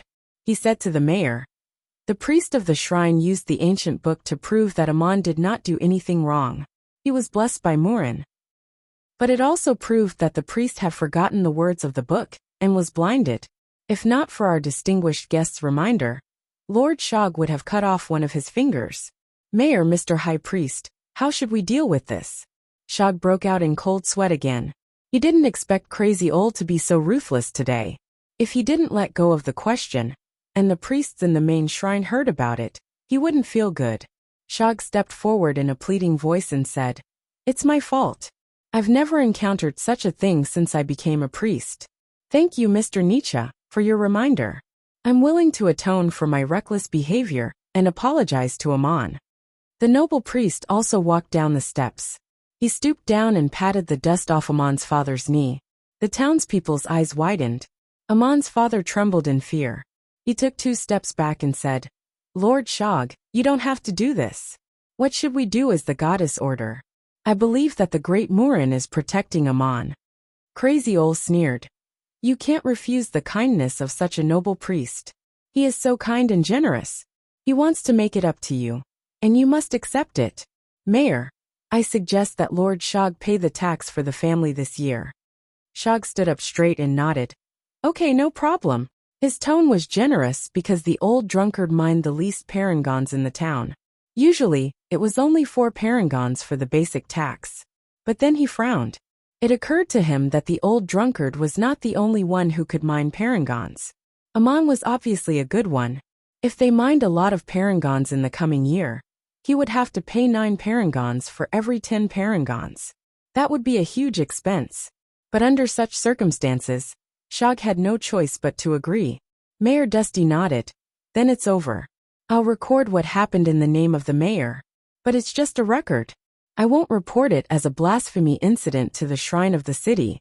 Well, it's all over now. You can go now. Mayor Dusty wanted to make a record. He stated that he would not report it, but the implication was that he could report it. Shog, as a priest of the temple, had disobeyed the oracle, and there were witnesses to the incident. Mayor Dusty also vaguely knew that Shog had been trying to make friends with the lords of the city in the past 2 years. He wanted to take over the mayor's position, but now was not the time to fall out with him. After all, he could not find a better person to help him deal with the town's affairs. It was better to give him a proper warning. Chapter 6. Was Maria really sick? It looked like it, but only Gabriel knew what was going on. She wasn't really sick. But now, Maria really needed to stay in Duk for a few more days. On the night she got the god's tear, Maria fainted. The pious prayers of the past few days had consumed a great deal of energy and stamina. The environment in Duk made Lord Drick feel very uncomfortable. Maria was also a little uncomfortable. Apart from eating and sleeping, she had been focusing all her energy on praying to the goddess. Once she relaxed, she fainted or fell asleep, which was very common for ordinary people. Maria originally had a maid who did rough work, and a personal maid by her side, but both of them had fallen ill in the past 2 days. Perhaps it was because of the long journey through the desert, and then coming to this uncomfortable place. It was indeed uncomfortable, and the climate and environment were not very suitable for them. Lord Drick brought a few maids and slaves for Maria, but Gabriel didn't think they could directly serve the adoratress. Gabriel said to Drick, "You firmly believe that Maria will become the adoratress of the temple of Isis. She has already got the god's tear, so you must treat her like the adoratress." The temple of Isis had a large area of farmland and countless slaves, but the adoratress' position was superior. She could not use anything directly from the slaves, so the slaves could not serve her directly. She was not allowed to have any physical contact with adult men. Her clothes and food could not be served by women who had slept with men. The young and beautiful maids sent by Lord Drick were obviously not suitable. Rod Drick had considered everything very carefully, but he had neglected these things. It was not that he was not meticulous enough. According to the rules, only after the formal ceremony in the temple of Isis could the adoratress be recognized as the real adoratress. Gabriel, on the other hand, was very meticulous in treating the adoratress according to the rules. He was afraid that something might go wrong on the way back to the temple of Isis. At least it meant that the emissary of the temple had recognized Maria as the adoratress. Maria was not really sick. Gabriel's duty was to protect her, so her health was also guaranteed. When Maria woke up, Gabriel had treated her with simple prayers. There was nothing wrong with her body. Under Gabriel's protection, she could cross the desert safely. But Gabriel had other things to do, so he didn't even tell Rod Drick. He was going to teach Maria the most basic magic of the temple of Isis, the god's test. The standard of choosing an adoratress was not only to get the god's tear, but also to awaken the power bestowed by God. That was what Gabriel wanted to teach Maria. The process was usually very difficult, but with the god's tear, it could be much easier. This was one of the reasons why the god tear was so precious. Only by awakening the power bestowed by God and passing the most basic god's test could Maria prove that she could use the god's tear to bless the people who were loyal to the temple. Maria had already got the god's tear. If she could do this before she reached the temple of Isis, she would naturally become the real adoratress. If she couldn't do it, there might be more twists and turns in the matter. Gabriel escorted Maria all the way to Duk and witnessed the appearance of the god's tear and Maria's piety. He was convinced of her identity as the adoratress, so he decided to do this as soon as possible. This was not against the will of God. When Maria arrived at the temple of Isis, the priests would teach her magic according to the procedure and test her within the specified time. Gabriel simply brought forward the ceremony and gave her special treatment. Lord Rod Drick was also worried that the priests of the shrine would not teach Maria the real magic or deliberately delay the teaching, so that she could not pass the examination, and so the candidates of the adoratress from other cities would have the opportunity to steal the position. Lord Rod Drick was thinking about how to carry out public gifts and private bribes. Gabriel did not say anything. He had solved the problem that worried Rod Drick. The rest was up to Maria. After all, he had protected Maria all the way here and got the god's tear. Even Gabriel felt lucky. This was the gift of goddess Isis. She had an indescribable sense of kinship with this pure and pious girl, and was willing to help her. The magic Gabriel taught Maria was still a kind of prayer, but it required sincere faith and a calm heart. A special ceremony was used to awaken the strange power given by the gods and pass the gods' test. Maria asked her, "How will the gods test me?" Gabriel, who was always serious, showed a rare smile. "Pray to the gods' tear. According to the method I taught you, you will get the strange power given by the gods, but at the same time, you will be awakened the desire hidden in people's souls. You have to learn how to face these desires and not be influenced by them. This is the God's test, the threshold to enter the temple of magic. Your heart is so sincere and pure. It is not difficult to pass the test. As a saintess, I don't need to say more about what you should expect of yourself. Maria asked hesitantly, do I have to get to the temple of Isis and have the priests preside over the ceremony before I can accept the test? What I am doing now, is it against the will of God? Gabriel shook his head. You didn't go against God's will. I'm doing this so that you can successfully pass God's test. If you can't pass, you won't get God's approval. But I believe you can. Seeing that Maria still had some doubts, Gabriel thought for a moment and said, let me tell you something that just happened in this town today. Gabriel told her about the dispute in the north square of the town, and finally said, I think what Mr. Aristotle said is not unreasonable. The will of God is the premise. As long as you pass the test, you will be recognized by God, because as a candidate for the saintess, you have already got the God's tier. Maria blinked her beautiful big eyes and thought for a long time. Finally she nodded and said, yes, you are right. You know the rules of the Temple of Isis better than I do. I will not let you down. Gabriel shook his head gently again. No, not me. You will not let the great holy mother of Isis down. At this time, Maria suddenly thought of something and asked doubtfully, but you have been here all the time.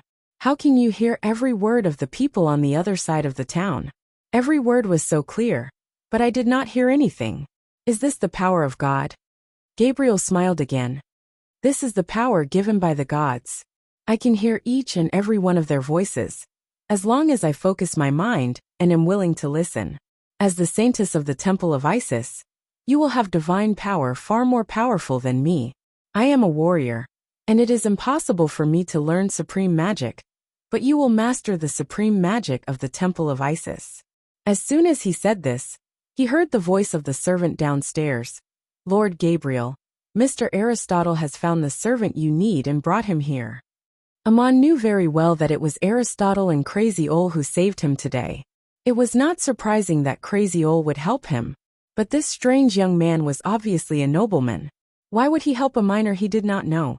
Amon was very grateful and happy to have the opportunity to serve this gentleman. It was just 3 days of being a servant, not to mention the generous remuneration of 1 gold coin a day. On the way, Amon expressed his gratitude and wanted to kneel down and kiss the soil in front of Aristotle's feet, according to the most solemn etiquette he knew. But Aristotle stopped him and said with a smile, Child, you don't have to do this. You are not my slave, and I am not a god or a monarch. Then he looked at Amon and asked, Do you want to ask me why I am helping you? Amon nodded. Yes, sir, I want to ask. Aristotle looked into the distance and seemed to be talking to himself. I come from a place far away from the mainland, a place called Heaton. There are many city-states there. I used to study in Plato's academy. My teacher once said, Why do we need to seek knowledge? Virtue is knowledge, and a wise person should become a kind person. Amon blinked and asked, Hilton, have you heard of a sage called Teatat? Aristotle was slightly taken aback. I've seen him in Plato Academy. He's a student of my teacher's friend, Theodorus. Child, how did you hear of his name? Amon replied. An old man in the town told me, the one who spoke to you just now. Amon had heard the name Teatat from Crazy Ol. It was said that this sage claimed that there were only 5 regular polyhedrons in the world, and the regular dodecahedron was the most special of them all. It was the outline of the world drawn by God, and it contained the mysterious information of the 5th element. It was the source and symbol of mysterious power. Amon thought it was just Crazy Ol's drunken words. He did not expect that there was such a person. It seemed that what Crazy Ol said was true. The two continued to walk to the south of the town. Aristotle seemed to be very interested in the child. As they walked, he asked, We were discussing the oracle in front of the shrine just now. Do you know the true spirit of divinity? Why is the god who left the oracle called the god of protection? Why? The god was the god, and the oracle was the oracle. It seemed that the people in the town had never asked about it. Amon did not answer. He just said respectfully, Sir, please enlighten me. Aristotle smiled. In fact, I'm not sure. I just want to discuss with you. The reason why the oracle is called the god of protection is that it is really protecting the people here. The parangons produced here are so precious, and the mining skills are passed down from generation to generation. How can we stop people from driving underage children to take on such heavy work out of greed, so that the craftsmen here can be better protected generation after generation, so that the young men will not die young? Amon's confused mind seemed to be awakened by a ray of light. He suddenly understood something and nodded. The oracle, that's the oracle. Children who are not adults can't learn the skills of mining, and women can't mine parangons. Aristotle also nodded. Yes, that's why the god in the shrine is called the god of protection. No matter how the oracle was first passed down, it is indeed needed here. Child, if you become a priest in the future, you must also protect the oracle, but you must understand the true spirit of divinity and its source. You can't be like the priest just now. After saying this, he thought for a moment and couldn't help but smile again. He turned to Amon and said, "The spirit of the oracle is that men under the age of 16 are not allowed to learn the skills of mining. But in the local language, allowed and may are the same words.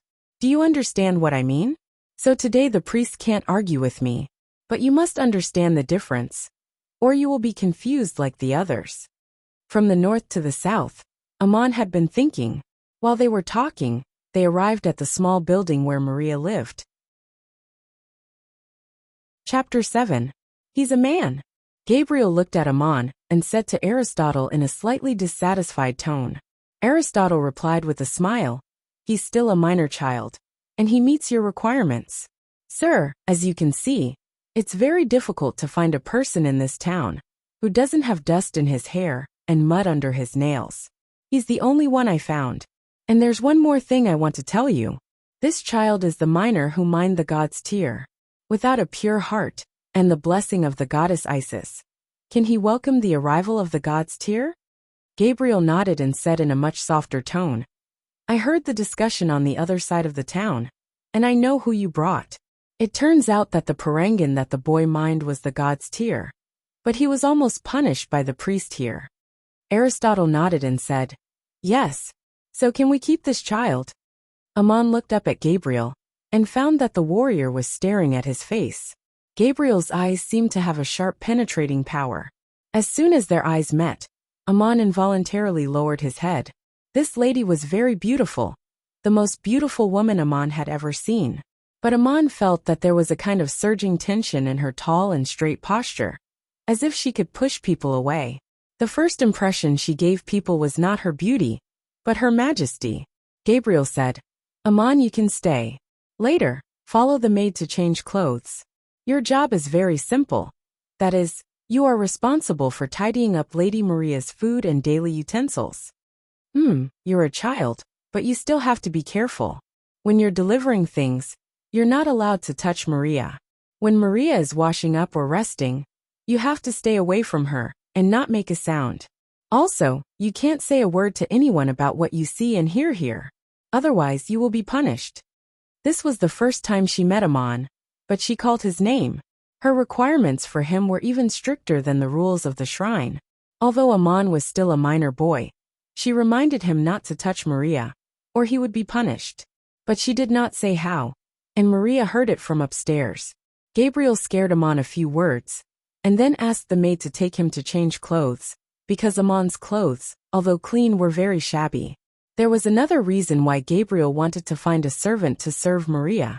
She did not want anyone to know that Maria was learning magic. The ignorant Dishans would not spread this information, but it was hard to say for Rod Dick's attendants. Before he saw Maria, Gabriel was the most beautiful woman Amon had ever seen. But now that he saw Maria, Amon sincerely thought that she should be the most beautiful woman in the world. He was even a little distracted when he saw Maria. He subconsciously saluted. Greetings, dear Lady Maria. I am a servant sent to serve you. My name is Amon. Maria was about the same age as Amon, at most 2 years older than him. They were about the same height, but Amon had to call her Lady Maria. Her hair was light brown and had a soft amber luster. It was slightly curly on her shoulders, Her eyes were also light brown with a hint of blue. They were like the stars in the night sky, but also like a clear pool of water. You are the miner who welcomed the god's tear? Thank you for the blessing of the goddess Isis. I also want to thank you. When Maria spoke, she looked straight into Amon's eyes. Her eyes were calm and gentle. She tried to stay calm and composed, but she could not hide a trace of curiosity. This made Amon a little uneasy. He habitually lowered his head. Her facial features were very beautiful as a hazy imagination in a dream, especially her eyes. Amon couldn't help but blush. He thought to himself, there has never been a girl like her in Duk. Why does she always look into my eyes? In fact, she is about the same age as me. I don't have to be afraid to look her in the eyes. Amon's job was very simple. He was to prepare the utensils necessary for Maria's daily life and send them to the living room on the second floor. When Maria finished using them, he would take them away and hand them to the other servants. For example, it was Amon who brought Maria's 3 meals a day. Maria didn't eat much. Her appetite was less than a third of Amon's, but she had to prepare a lot of things. All kinds of silverware were placed on the small table. Amon had to wash his hands and cut the food. Knives and spoons were placed in the designated places. Silver jugs filled with goat's milk, cups for drinking water, and small plates dipped in salt and spices were placed on the left and right sides of the table. The table had to be set down facing Maria's table, without making a sound, or spilling the milk or soup on the table. The table was very heavy. It was not easy for a 14-year-old boy to carry such a table up to the second floor and put it down without making a sound. But Amon could already control the heavy hammer to mine parangons. It was a piece of cake for him. When Maria ate, she barely made a sound. Even the utensils didn't collide. She was very quiet and well-mannered. Amon stood at the side and waited for her to finish eating before taking the table away. Then he gave her water to wash her face and rinse her mouth and went out. When Maria finished washing up, he came back in and took away the utensils. Then he stood on the stairs and waited for the summons. As an adoratress, if she was in the shrine of Isis, she could have as many servants as there were clouds in the sky. But in Duk, Amon was the only servant who was in charge of her daily necessities. During the meal, Amon and Maria spent the most time together. Growing up in Duk, Amon had never seen anyone so clean. It might not be appropriate to describe Maria as clean. She gave people the feeling of purity. He could not speak without Maria's permission. But between meals, after taking a sip of water or goat's milk, Maria would often ask him questions, such as the situation in Duk, how the miners mined the parangons, and so on. She was also very curious about these things. Amon answered her questions carefully. He found that Maria seemed to have a habit of looking directly into his eyes when she spoke. Her lips seemed to be slightly curved, showing a gentle smile. This made Amon a little uncomfortable. His heart was beating wildly. He didn't even know where to put his hands. She is very beautiful. I want to look at her. But why don't I dare? Her eyes are not scary at all. Why should I be afraid? Amon thought to himself. He even felt a trace of indescribable depression. Amon didn't know that Maria didn't have this habit before. Now she was just following Gabriel's instructions. While Gabriel was teaching her the divine arts, he also reminded her, Lady Maria, you are very pure. This is the temperament of a adoratress. But you are still too young and too soft. As a qualified adoratress, you are protecting the dignity of goddess Isis. You can't give anyone a feeling of timidity. From now on, you have to pay attention to one thing. When you speak to anyone, look them straight in the eyes. Your eyes must be peaceful, but there can't be a trace of flinching or evasion. Just like how a goddess looks at her people, whether they are nobles or slaves, when you ask questions, you have to look into their eyes like this. This is how a adoratress should be. No one dares to look down on you. Under your gaze, they will feel the mercy of the great goddess Isis. But there was hardly anyone around Maria who could make her practice like this. The most suitable person was Amon. Poor Amon didn't know this. He was quite helpless under Maria's gaze. Amon didn't know who Maria was. Even if someone told him, he didn't know what the adoratress of the temple of Isis was. He only knew that Maria was a noble. He had to call her lady. He couldn't offend her. Would it be offensive to look at this beautiful girl and meet her gaze? Crazy Ole never told him about this, and his drunkard father would never tell him. Probably not. She's looking at me, Amon thought to himself. At the same time, he felt ashamed of his helpless reaction. How could he be so disappointing? Fortunately, there was nothing else disturbing. The job of 1 gold coin a day seemed easy, but on the first night, there was an accident. At that time, Amon had fallen asleep on the wooden plank under the stairs and was having a very hazy dream. In the dream, Maria looked at him, and he looked at Maria with the same eyes. It was a strange feeling, as if he had just taken a bath in the cold spring of the charcoal forest and was sitting by the pool to rest. At this moment, Amon suddenly heard a scream. It was not loud, deliberately suppressed to make it sound less shrill, but it was obvious that the person was very scared. It was Maria's voice, coming from the room on the 2nd floor. Amon immediately jumped up. He was a little drowsy and forgot that he was not at home. His head hit the wooden plank under the stairs and hurt. But Amon couldn't care less. He jumped out of the stairs, grabbed the wooden railing, and rushed upstairs. He passed through the living room and came to the door of Maria's bedroom. Chapter 8. The door of Maria's bedroom was open, and Gabriel was already standing by the bed. If Amon remembered correctly, Gabriel should be resting in the room closest to the door at night. When Amon rushed up the stairs, he did not see Gabriel at all, which meant that when Maria just called out, Amon did not have time to get up from the bottom of the stairs, and Gabriel had already gone upstairs. This speed was amazing, almost like teleportation. Gabriel's sword was already out of its sheath, and the blade was covered with a faint silver halo. It was not bright, but it stung the eyes. Gabriel's expression was a bit strange, with a hint of surprise, and the tip of the sword was pointing at a small furry animal in front of the bed. Amon, how did this cat get in? Gabriel knew that Amon was already at the door without looking back, so she asked in a low voice, "Isn't this Schrödinger?" Amon recognized the cat sleeping at Maria's feet. It was Crazy Ole's cat. It was lazy, greedy, fat, and dirty. Its gray and white fur was always covered with ashes, and even its white fur looked gray. It slept all day long. Crazy Ole even named the cat Schrödinger. How did it get into Maria's room? No, I don't know how it got in, Amon answered honestly.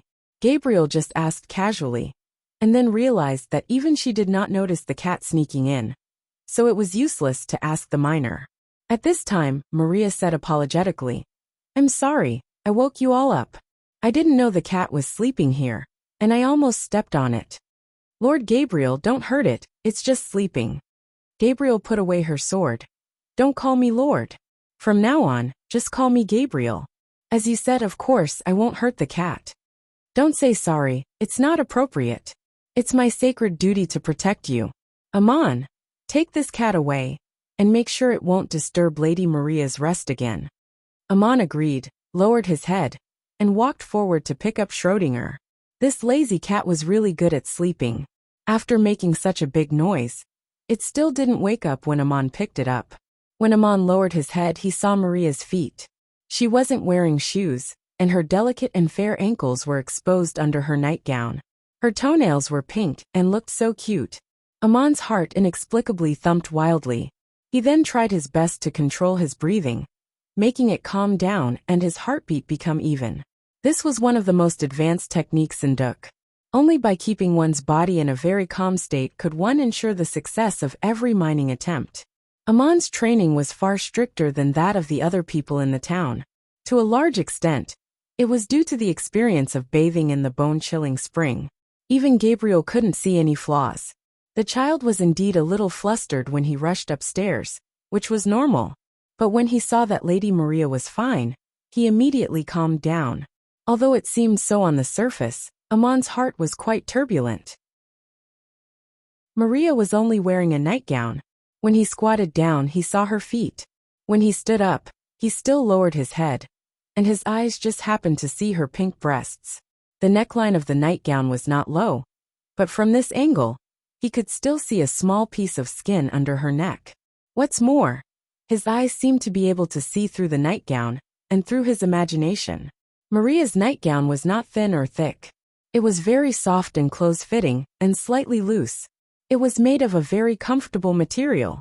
Girls of her age had already developed. Under the nightgown, the curve of her breasts could be seen, as if it was the most beautiful curve in the world. At the top of the curve, there was a pair of slight protrusions. Were those her breasts? Aman felt his body heating up. Not only his face, but his entire body felt as if it was being scorched by something. It was as if he had just stepped out of a bone-piercing cold spring. This burning feeling made him feel ashamed. He hurriedly held Schrödinger in his arms, bowed 3 steps back, and then turned around and walked out.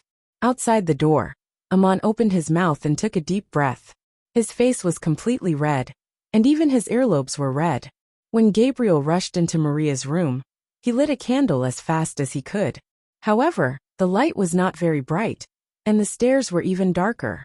No one could see Aman's expression clearly. When Aman went downstairs, he was shocked and even gasped. He saw that there were already 6 armored warriors standing in the hall downstairs. The 2 at the front were holding shields and axes. The 2 at the back were holding shields and javelins, and the 2 at the side were holding long swords. They stood there silently, but a fierce aura rushed over. Schrödinger seemed to feel it too. In Aman's arms, he meowed discontentedly for a while, arched his head, and curled his body into a ball. What happened? The 6 warriors in the hall did not speak. Another warrior, who looked like a squad leader, standing at the door with a long sword at his waist, asked Aman. Nothing, just a cat.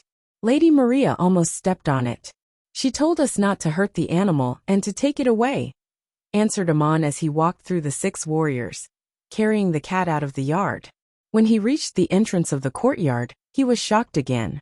There were 2 fully armed warriors, standing on the left and right side of the courtyard. Looking at the 4 corners of the courtyard, there was a warrior holding a weapon in each of their hands. They were on full alert.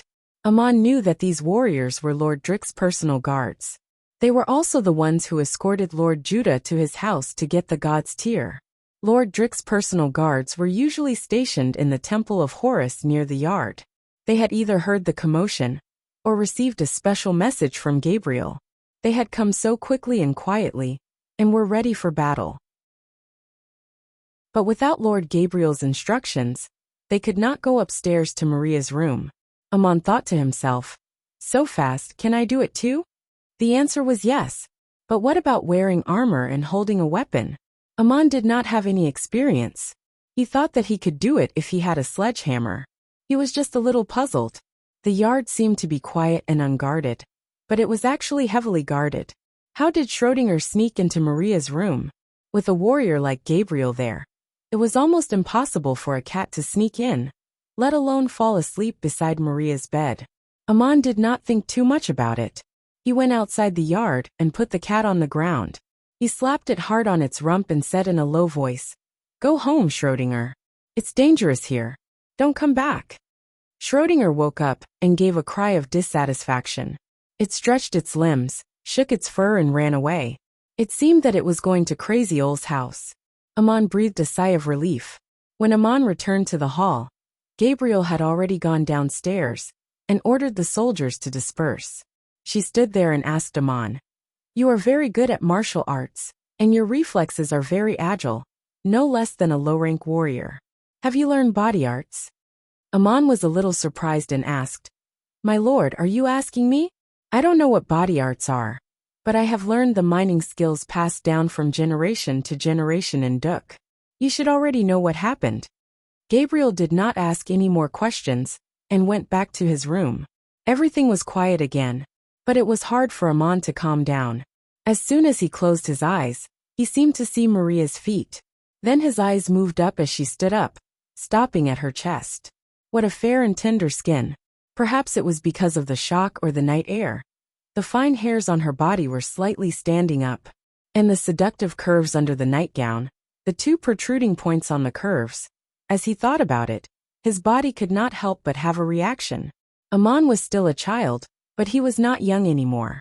This reaction made him very uneasy and even irritated. He was imagining what the lovely chest looked like under the nightgown. What would it feel like if he put his hand into the neckline? Then he suddenly shuddered, feeling that his thought was an undeserved offense. He inexplicably wanted to go to the cold spring in the charcoal forest to take a bath. He thought to himself that maybe it was because he often bathed in the strange cold spring. Every time he walked out of the cold spring and sat on the shore to rest, his body would feel warm, and he would have this reaction. It was so comfortable that he almost wanted to moan. But his mood was not as messed up as it was now. But Amon could not go tonight. He had to sleep on the wooden plank under the stairs. Of course, he did not sleep well that night. At lunch the next day, Amon stood at the side. His mood was still a little messed up, but he carefully kept his voice low and did not dare to show anything unusual. What made him uncomfortable was that Maria was still staring at him. He could feel her gaze. At this time he heard Maria whisper, "That cat yesterday, you didn't hurt it, did you?" Amon, No, according to your orders I let it go." Maria, "Thank you, Amon, for yesterday." Amon quickly replied, "You don't have to thank me, my lord. As your servant, this is what I should do. It is my fault that your rest was disturbed." As he spoke, he finally raised his eyes and looked into Maria's eyes. Perhaps he was plucking up his courage, or perhaps he was angry with himself. He had seen her like that yesterday, so why did he not dare to look into her eyes today? Maria was obviously a little surprised. She did not expect the young man to raise his eyes to meet hers, which made her a little unaccustomed. Instinctively, she wanted to avoid his gaze, but she remembered Gabriel's instructions. So she still looked at him, but she could not hide a trace of embarrassment. How can there be such a lazy cat? How can it not wake up? Its name is Schrödinger. It's really lazy. It's the cat of the crazy old man in town. That cat has a name? Who is the crazy old man? He's the oldest man in the town, and he's also my friend. The two kept looking into each other's eyes as they spoke, as if challenging each other. It seemed that no one was willing to be the first to avoid eye contact. Both of them were somewhat childish. She is very beautiful. I like to look at her like this, Amon thought in his heart. In the end, it was Maria who looked away first, but it did not seem like she was avoiding eye contact. She lowered her head to eat, and no longer asked Amon questions. She did not eat much today, much less than yesterday. When Amon looked into her eyes, he could see a trace of uneasiness deep in her eyes. She seemed to be uncomfortable, as if she was enduring some kind of pain, but she was trying to remain calm. Amon wanted to ask her what was wrong, but he could not. He could only answer Maria's questions, but he could not take the initiative to ask Maria. Chapter 9. Breasts Part 2. That night, Amon did not sleep well again. As soon as he closed his eyes, he seemed to see Maria's eyes. All kinds of distracting thoughts came to him. He tried not to think about them, but he could not help but think about them. Under her gaze, he felt as if he had been softened, and his body was a little stiff under the stimulation of desire. Usually, when he was in a bad mood, he would go to the cold spring to take a bath. But at this moment, he could not help but think that there was something strange about the cold spring. Was it the biting chill that made him like this? Amon still did not understand many things. The budding of a young man's feelings was so quiet. He also did not know that Maria's feelings at the moment were more complicated than his. Maria did not sleep, but prayed to the gods Tyr, using the unique method taught by Gabriel to awaken the power given by the gods. It went better than Gabriel had expected. She had succeeded. She felt as if she could use an invisible force that permeated around her. Perhaps it was not accurate to call it power. Perhaps it was energy or ability. But at the same time, all kinds of messy desires lurking in the depths of her soul seemed to be awakened and magnified, impacting her mind. She remembered many things that she thought she had ignored, and the wishes that she had given up. Maria did not doubt her devotion to the goddess Isis. But her life was not just a blank piece of paper. She was also a beloved noble girl. Maria was 16 years old. Her grandfather was a businessman in Cape States. He was rewarded for organizing a fleet to follow the Igad army and provide logistics and military supplies. Maria's family was not very high among the nobles in Cape States, but they were very rich. But after her grandfather died, her father inherited the family business. He still focused on business, but he was not as successful as her grandfather. Her father was most proud of his daughter, Iko Maria. When Iko was 14 years old, she followed her father to the shrine in Cape State. People said that she was the most beautiful girl in Cape State. Half a year ago, the Maria family's fleet encountered a storm at sea and suffered heavy losses. They urgently needed a large sum of money to make up for the losses. Her father borrowed money from a friend of her grandfather, who was very wealthy and influential in Cape States. However, this honorable lord made a condition. If he wanted to marry Maria and keep the family business, his father had to agree. Coincidentally, a visiting king from the kingdom of Babylon met Maria during a meeting in the Shrine of Light. He directly requested to marry Maria as his concubine and sent a letter to Roddick, the governor of the city. Maria's father didn't know what to do. Coincidentally, the news of the saintess selection at the Temple of Isis in Montefiore came. He went to beg Castellan Roddick to let Iko Maria participate in the selection. In the local temple, the priests thought that Maria met the requirements and became a candidate for saintess, temporarily solving the problem. But Maria had to become a real saintess in order to solve all the problems. Maria was devout to the goddess of Isis, but whether her desire to become the saintess contained selfishness, Maria herself couldn't tell. No one could tell. After getting the god's tear, Maria finally felt relieved. All the troubles of her family were expected to be solved. Especially after mastering the preliminary magic, she felt extremely relaxed. At the same time, many desires were awakened. She would become the saintess who guarded the goddess of Isis, which meant that she would have to live a high and aloof life. Everything she did, every word she said, and even every look in her eyes had to be in line with the identity of a saintess. She would never have physical contact with any adult man, and there were special rules and requirements for the objects she used, and so on. It was more or less against the nature of a young girl. Maria also read all kinds of stories in the papyrus poems, the thrilling war and romantic feelings, and she had all kinds of fantasies about her future. But after she decided to become a saintess and dedicated herself to the great goddess of Isis, she had to give up all these wishes, including the desires in the secular world. But now Maria felt very uncomfortable. Her body and soul were filled with an indescribable turbulence. Gabriel told her that this was a test of God that she had to face. As the power given by God was awakened, it was impossible to forcibly suppress it with one's will. She could only face it with a pure heart and not be influenced by it. Maria could do it, and Gabriel had no doubt about it. But she seemed to have encountered a little challenge.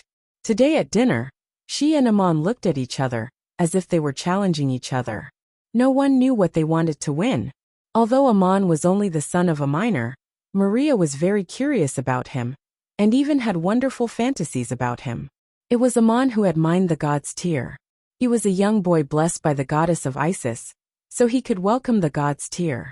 But Maria also heard about what happened in the town square that day. Amon almost had a finger cut off precisely, because he had mined the god's tear.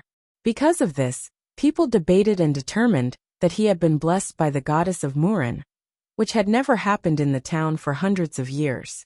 What kind of young man could get the pity of two completely different gods at the same time, create a rare adventure in 100 years, get the blessing of the goddess Murin, and mine the god's tear that Isis gave him? This was a miracle, this was a legend. Although Maria had read about miracles and legends, she had never experienced it herself. She could not help but look for the shadow of the story in Amon. Although Amon was still childish, he was also very handsome, always with a stubborn and calm expression. In fact, Maria liked to look at him, but she did not know why she liked him. Last night, when Amon picked up the cat, Maria could feel his eyes falling on her chest. It seemed to have a physical touch. Was that an illusion? But Maria felt as if her body was being burned by his eyes, and the turmoil that attacked her soul was inexplicably magnified. She could not help but want to tremble. If it were any other time, Maria would never have such a reaction. But she was crossing the threshold of mastering magic and accepting the legendary test of God. In fact, the real test was the desire that she had to abandon. Maria knew very well that after leaving Duk, she would say goodbye to this young man forever. And it also meant that she would say goodbye to the secular life of her girlhood forever. This was a symbol. She was determined to do this, but there was a kind of regret that tormented her body and mind. When she prayed to the god's tear, the pale golden parangan emitted a faint halo to her. She seemed to be shrouded in holy light. This meant that Maria had begun to awaken the power bestowed by the gods. But at the same time, she felt as if the light of the parangan had become Amon's eyes, burning her chest and body. She did not know whether it was comfortable or uncomfortable, but she could not help but feel a little dazed. On the third day, Amon stood beside her for breakfast, lunch and dinner. When Maria looked at him while talking, he also looked at Maria. He found that if they looked at each other for a long time, Maria's breathing became a little irregular, and her face became flushed. She seemed to be very uncomfortable. Was she sick? After dinner, it was time for Maria to pray again. She said to Amon, "I want to wash my face. Please bring the water to my room. The water must be cold. No hot water." Maria had been using warm water for the past few days, but today she deliberately asked for cold water, which made Amon feel a little strange. He carried the heavy basin to Maria's room and put it down.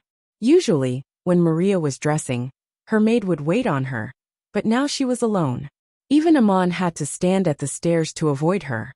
"Lady Maria, are you not feeling well? Should I tell Lord Gabriel?" Amon should have left after putting down the basin, but he took the initiative to ask.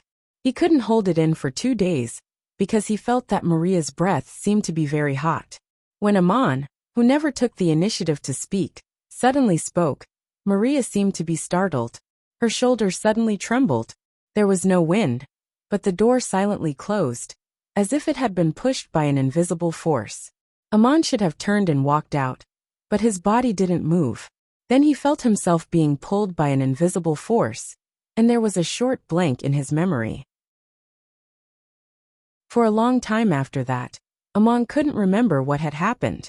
When he could remember clearly, he was already standing in front of Maria, so close. He was in her arms, or rather, he was holding her in his arms. His left hand was around her waist, and his right hand was on her chest. Her breath seemed to be burning him, and his gaze seemed to be burning her. His hand was placed on her soft chest, and he felt his entire body soften, as if he was being burned by something hot. The aura around the two of them seemed to become soft and sticky, and they seemed to be absorbing each other. She was so weak, and her body couldn't help but tremble in his hands. Amon's right hand quietly exerted force, and he tightly grasped her chest through her clothes. His palm could feel the seductive protrusion under the material of the clothes. The young girl's breasts weren't exaggerated, and Amon's fingers could completely cover them. Their hearts were beating very fast, and there was a panting sound at the tip of their noses. Amon's hand moved up the curve of her chest, and he tried to reach through the cloth and hold her chest completely in his hands. It was so tempting, as if it was filled with the sweetest temptation in the world. When he did this, he happened to see Maria looking at him. Her eyes seemed to be in pain and blurred, and her lips were slightly open. Amon had already forgotten to think, and he welcomed his breath and tried to kiss her. Just when their lips were about to touch, Maria's body trembled even more, and she suddenly reached out and pushed him. Her hand was so weak, and it looked like it couldn't push away the strong Amon, but Amon flew backwards. The invisible force appeared again, and Amon, who was a little confused, couldn't resist at all. He fell to the ground, and the door behind him opened silently again. Everything happened so suddenly and inexplicably. I didn't expect it, I really didn't expect it. I'm sorry, it's all my fault. Amon, you must have been sent by Goddess Isis to test me. Maria saw that Amon had fallen heavily, and she wanted to reach out to help him up, but she stopped after taking half a step. As she spoke, her face that seemed to have been burned had instantly turned pale. What happened here? A voice suddenly came from outside the door. Amon turned around and saw that Gabriel was already standing at the door. She came so fast that nothing could happen in time, even though nothing would have happened in the first place. Chapter 10. Amon was caught off guard and fell heavily to the ground. There was a blanket in front of the door, so he was not injured. He stood up and stepped aside to answer. I was careless. Maybe I tripped on the carpet when I stepped back.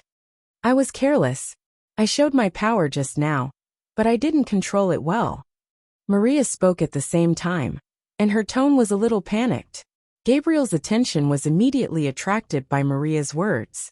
His eyes lit up. My lord, you can already? He paused and turned to Amon. There's nothing else for you to do here. Go out and close the door. The inexplicable caress, the sudden push and the fall. Amon still did not know what had happened, but he had calmed down from the confusion. He should feel lucky. If Maria had said something wrong, it was very likely that he would have lost his life. Even if Gabriel let him go, Roddick might have sent someone to kill him. After Amon went downstairs, Gabriel said to Maria in surprise, My lord, you really did not let the goddess Isis down. Just now you accidentally pushed Amon down. It's not easy to get used to this kind of power at the beginning. Maria nodded. Yes, I reached out and pushed him down from a distance. Is this the power of the gods? When Gabriel came in, Amon was sitting on the ground, and Maria was standing with one hand stretched out. It looked as if she had pushed Amon through the air. Maria did not mean to lie. But on the first day Amon came, she heard Gabriel's order that Amon was not allowed to touch her, or he would be punished. What kind of punishment would it be? Would it be like the priest of Duk cutting off one of his fingers? How terrible that would be. It was not Amon's fault. Gabriel did not care about this. She was attracted by another topic. She smiled and said, Yes, this is the power given by the gods. You have just grasped it, so it is not very powerful. Amon is very strong, but you can push him down with a wave of your hand. Any ordinary person could push open a door, but you were able to do it without stretching out your hand. This was a miracle created by divine power. Lady Maria, you have to be careful. Don't use it rashly before you become familiar with it. In fact, for someone like Amon who had mastered low-level body arts, if he understood the rules of magic and was prepared, it would be impossible to defeat him. But in the future, your divine power will be incomparably powerful, especially with the help of the gods Tyr. Amon stood downstairs, still in a daze. Maria's scent still lingered in his hands and on his body, bringing with it a warm fragrance that was intoxicating. He also did not understand what had just happened. Why did he hold her like that, and then get pushed away? He was not very clear, but he could understand. During the day, the two of them looked like they were provoking each other. Last night, he almost dreamed of the same scene, and just now, he really put his hand on her chest. He did not know how long he stood there. Gabriel came downstairs and suddenly asked, Amon, what did you see just now? Amon came back to his senses, bowed and replied, My lord, I saw nothing and heard nothing. I was just bringing water to Lady Maria. Gabriel's eyes seemed to penetrate his soul. Not even to me? Amon, yes, my lord. You told me not to mention to anyone what I saw and heard here. You are also a human, so of course, I can't mention it to you either. He was very smart. He had already learned the syllogism taught by Aristotle, so he answered Gabriel's question. He really did not know what to say about what happened in Maria's room. Gabriel's serious face finally showed a faint smile. Good, very good. Remember what you said. Your work is done, and the payment has been paid to your father. You can go home now. He did not expect that Gabriel would send him away now. His work was done, and he had received the payment. Amon should have been very relaxed and happy, but when he left the courtyard, he felt an indescribable melancholy. He looked back, as if saying goodbye without words. Roddick was finally happy, because Gabriel told him that he could leave now. He asked him to prepare overnight, so that he could finally leave this damn place. Gabriel also explained to him that the reason why he stayed in this town for 3 more days was not only because Maria was sick, but also because he was teaching Maria some special rituals and rules of the Temple of Isis, so that she could be recognized as the adoratress. Now Maria had learned them. This made Roddick even happier. If it was someone else, he would have given a large sum of money to express his gratitude. But this Lord Gabriel was obviously not willing to accept bribes. Roddick thought for a long time, and personally gave Gabriel a carefully made shield that was blessed with magic. It was a warrior's glorious weapon. and he explained that this shield was originally intended to be offered to the temple. Gabriel accepted it. What kind of gift to give, and how to make people happy and not refuse was also a skill. Lord Roddick was obviously an expert in this. After 3 days of rest, Maria's maid also recovered. The next day, after breakfast, Lord Roddick's huge and magnificent caravan set off. The merchants who came to the town of Duk were getting impatient, but they didn't want to leave on their own. They couldn't hire mercenaries to protect them in Duk. Last night, when they heard that Lord Drick was going to return, they happily packed up and left with Lord Drick's caravan. The town of Duk, which had been bustling for many days, finally returned to peace. The townspeople were enjoying the wine and food brought by the caravan. Many people's furnaces had stopped burning. After being busy for so many days, it was rare for them to relax.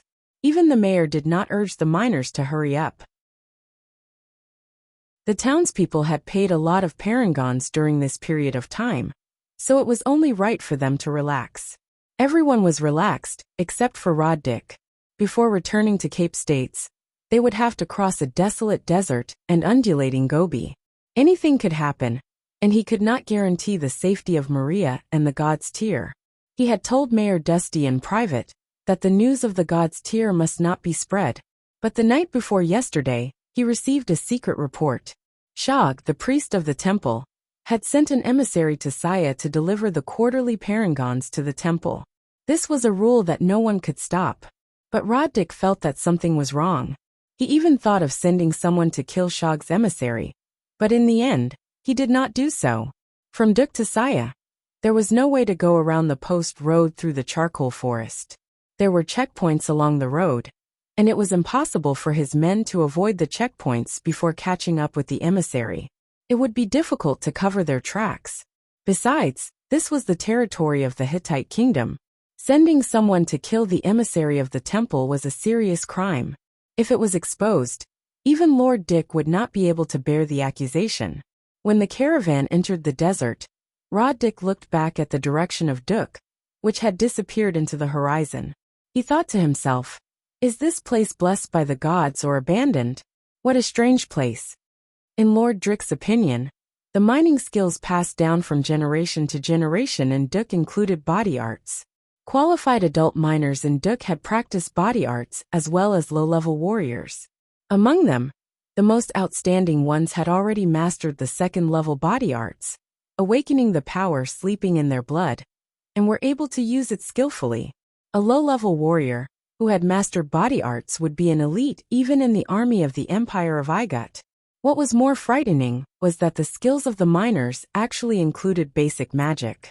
Although it was the simplest and had not passed the test of God, it was still magic. If it was used together with body arts, the power would be amazing.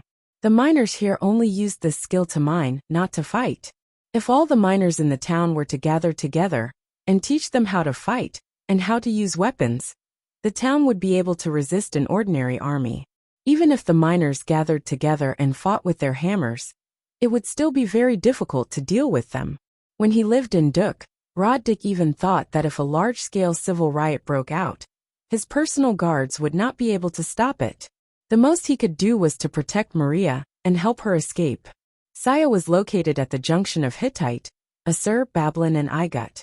It had been ruled by different dynasties in history, but the small town of Duk belonging to Saya had never been conquered by an army. Every dynasty that conquered the city of Saya would send messengers to Duk to inform them of the change of ruler. The status of Duk would still be guaranteed. As long as the relationship remained the same as before, they would still send troops to guard the post roads in the charcoal forest, collect the same taxes, and provide protection on the trade routes. The reason was simple. It was not that they could not conquer Duk with absolute power, but that the price was not worth it. Of course, it was not necessary to mobilize an elite army to go through such a difficult journey just to conquer a small town. Besides, every dynasty and kingdom needed the parangons and iron produced in Duk. There was no need to kill or enslave the miners, as long as they could maintain control of the town. The geographical location of Duk was very special. To the north of Duk was the Saya Plateau. The The low mountains near the town produced parangons.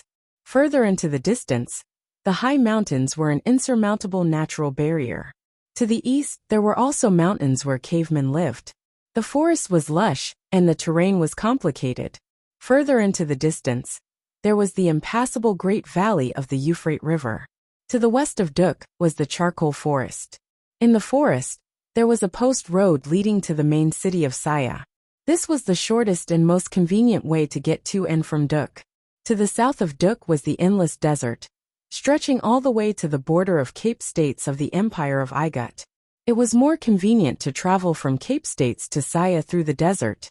There was no need to cross the charcoal forest after reaching Duk. The arable land around Duk was very barren.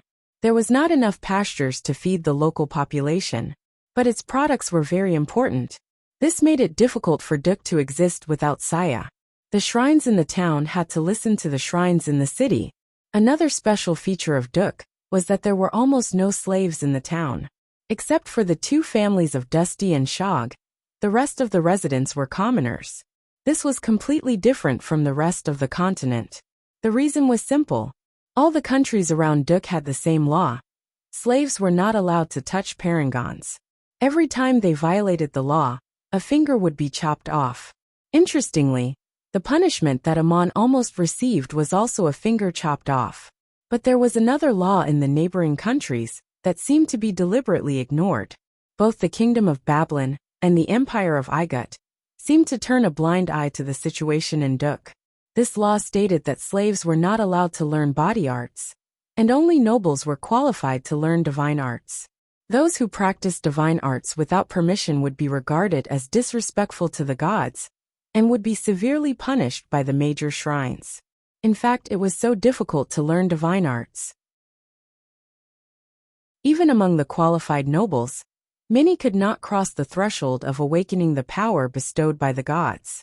Without the strict guidance of the priests of the shrine, it was even more difficult to practice on their own. But there were many people in the world. There were always outstanding geniuses who mastered magic without permission or guidance from the priests. These people were called sorcerers or sorcerers on the continent. In short, it was a degrading and evil title.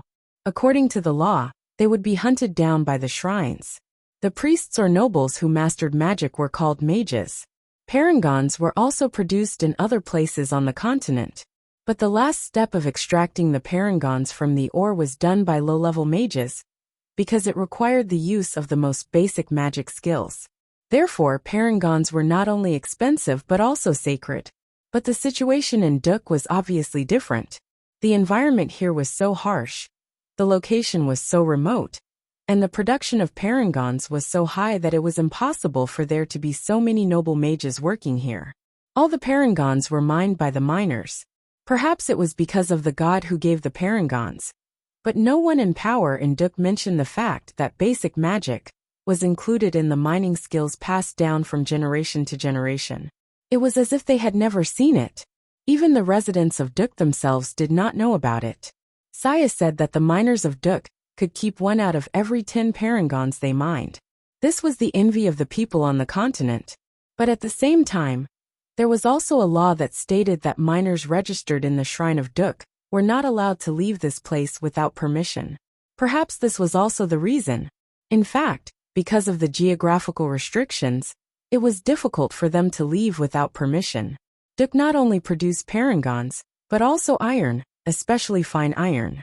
But the blacksmiths here were not allowed to forge weapons, so they only produced iron embryos. What Roddick smuggled this time was a batch of fine iron embryos. Roddick was thinking about all the special features of Duk. He sat under the shed and looked at the sand dunes in the distance with his hand on the hilt of his sword. The caravan set out at dawn, taking advantage of the coolness of the early morning. Now noon was getting closer and closer. The scorching sun shone on the sand, and the heat reflected from all sides gradually became unbearable. A stretch of hills appeared in the distance on the right. There were strange boulders on the hills, and it was just nice to find a shadowy area to rest for a while, hiding from the scorching afternoon sun before continuing. Walking in the desert was just that troublesome. Roddick insisted on sitting in front of the first carriage of the caravan. Gabriel even praised him. "My lord, you are so brave." Roderick was worried, afraid that they would be ambushed along the way. It was said that there were dangerous desert tribes that appeared here, and they specialized in attacking caravans. It was possible that they were bandits from the border countries in disguise. The so-called vicious and dangerous desert tribes might just be a legend, but ordinary bandits would not attack a caravan like Lord Dick's. They could see elite guards from far away, so they might have already escaped. But if someone special came for a special purpose, then it would be different. Otherwise, Roddick would not have brought his personal guards with him. Lord Dick knew very well that no one in his personal guards was better at body arts than him. His body arts had reached the 6th level, and he was only one step away from becoming a supreme warrior. Most of the personal guards were around the first 3 carriages of the caravan. Maria was in the 2nd carriage, and Gabriel was in it. Roddick saw the hills in the distance, and was about to order the caravan to change direction, when he suddenly heard Gabriel shout, "Everyone stop!" This shout was like thunder, and it spread far over the desert. Roddick had told them that Lord Gabriel's words were his orders, and they were the same as his own. The well-trained drivers in the caravan reacted very quickly. They shouted and pulled on the reins of the animals. The 10 carriages in front of them stopped almost at the same time, and the soldiers on horseback also pulled on the reins. The caravan behind them was a little chaotic. Some carriages bumped into each other. Some people fell off their camels, and some goods were overturned. Roddick jumped up and pulled out his sword, but he did not see any danger. At this time, a silver light burst out of his head and flew towards the sand dunes in front of him. When he looked up, he saw Gabriel standing on top of his carriage with a shield in one hand and a sword in the other. Chapter 11. The silver light fell like lightning under the scorching sun, striking the flat area between the 2 sand dunes in front of them. No matter where the convoy went, they would pass through it. Roderick's heart seemed to contract, and his pupils shrank. When he saw the silver light, he realized that Gabriel's physical arts were at least above the 7th level. She was a high-level supreme warrior, and she was among the top warriors on this continent. There were 60 to 70 steps between the first car and the 2 sand dunes.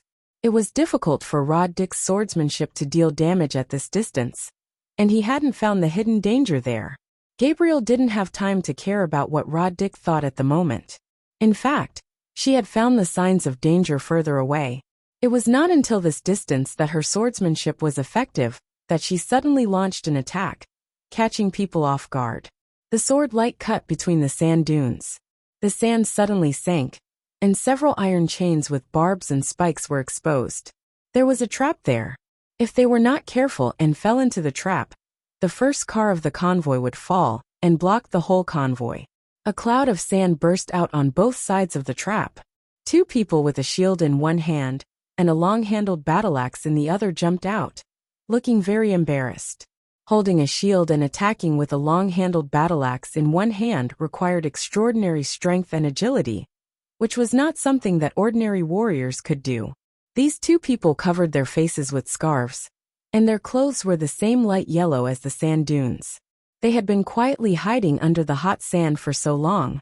If Roddick's car fell, the 2 battle axes on the left and right would be the summons of death. Gabriel didn't just slash once.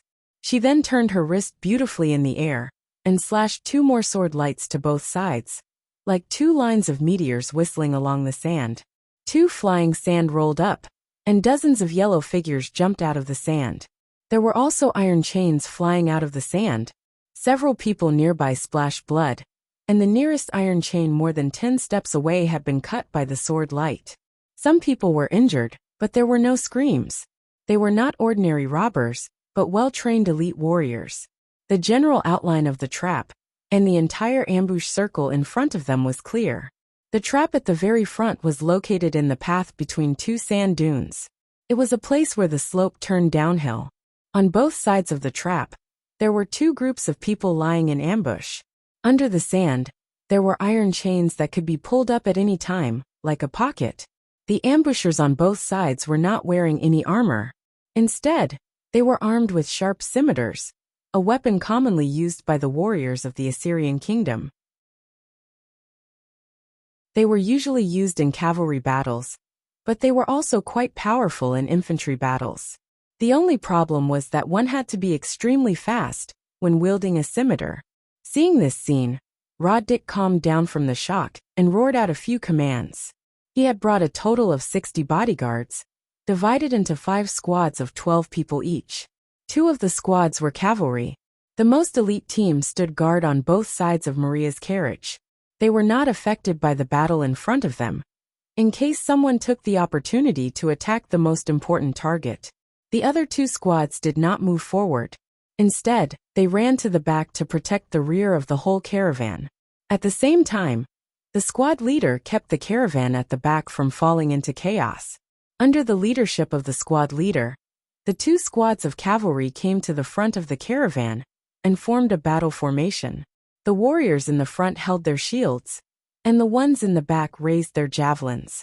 But the javelins could not be thrown. Seeing that Roddick had formed a battle formation, Gabriel jumped down from the carriage and rushed forward in a flash of silver light. The soldiers with scimitars also rushed towards her. Finally there were screams. Broken limbs flew, blood stained the sand dunes, and occasionally the sound of weapons colliding could be heard. The scimitars of the warriors finally blocked Gabriel's sword. There was even the sound of the tip of the scimitar scratching through the armor. But Gabriel didn't stop. He held his shield and swung his sword as he charged forward. Everyone in front of him fell. Roddick felt his eyelids twitching. He was also a warrior who had mastered the 6th level of body arts, and was at the peak of the advanced level. But as the governor of the Cape States, he had almost never experienced such a solo battle. Gabriel's sword skills were so unstoppable that even Roddick felt his blood boiling. He finally understood why the Temple of Isis in Montefiore only sent 1 warrior to protect Maria. Ordinary bandits and robbers were no match for Gabriel alone. Roddick thought to himself, if Gabriel was not here to protect Maria, but to assassinate her, would his bodyguards be able to guarantee Maria's safety?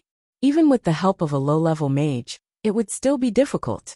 The fact that the Temple of Isis could send such a warrior had already left others speechless. But Roddick felt wronged for Gabriel. If such a supreme warrior was accompanied by a mage and 2 bodyguards, it would be even safer. How could they let her come alone? It was too condescending. Gabriel rushed out like this. If there was a high-level mage lying in ambush in the distance, he would be at a disadvantage. Although it was impossible for a noble mage to rob a passerby, the enemy he encountered today was obviously not simple. Roddick could not sit still.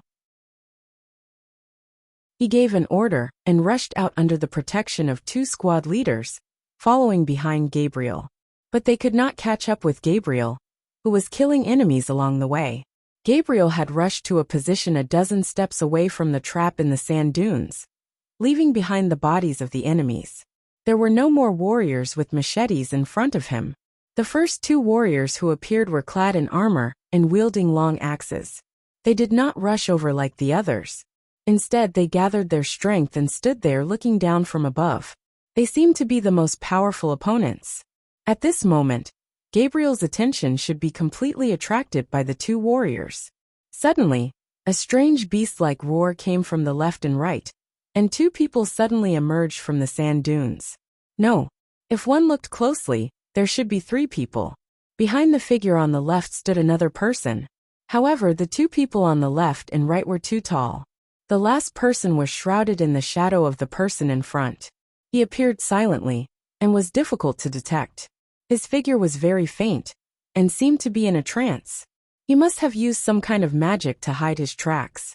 According to the measurement method on the continent, the diameter of a parangan was 1 inch, and 10 inches was 1 foot. The 2 people were more than 10 feet tall. Standing there, they looked like 2 hills. Their arms were thicker than an adult's thighs. Roddick recognized them. They were the mountain giants who lived in the distant east of the kingdom of Assur. The mountain giants lived in the cold highlands. It was said that they were the descendants of the legendary giants. In fact, there was not much difference between them and ordinary people, except that they were huge. They could also learn body arts. Although they were not very agile, they possessed extraordinary strength. The armies of the nearby kingdoms also recruited and trained these people. The best ones were heavy soldiers who used blunt weapons. They could use hammers, axes and other weapons on the battlefield. Gabriel's height only reached the two men's chests. They wielded heavy hammers with handles in their hands, round heads embedded with sharp spikes, and smashed down from the left and right. The attack was too sudden. There was indeed a mage on the other side. It was the third person standing in the shadow. He had used magic to hide his and the two giants' breaths before launching the fatal blow. Their position was very coincidental. If the caravan had really fallen into the trap, they would have been on both sides of Maria's carriage when the first carriage fell. They should be the main force of the ambush and could smash the whole carriage with one blow. But now they were used to deal with Gabriel. Gabriel had no way to dodge. The wind brought by the giant hammer shrouded him in all directions. The two squad leaders threw their javelins at the two giants, one on the left and one on the right. Roddick also made his move. His sword flew out. The tip of the sword had an inconspicuous faint halo under the sun. It was faster than the javelins, and it shot at the third person behind the giant on the right. There was a deafening noise. Gabriel raised the shield in his left hand to block the falling hammer on the left. His feet and calves sank into the sand. He raised the sword in his right hand to meet the other hammer. The silver sword looked so slender at this time, as if it would shatter with a light hit. But the sword did not shatter. The hammer hit the tip of the sword almost without making a sound. The sword bent into an arc but did not break. Gabriel was murmuring something. The two parangons on the sword emitted a strange wave. The sword suddenly straightened again. A force that seemed to be able to distort space spread out. The giant hammer slipped to the side. The giant's body involuntarily spun half a circle.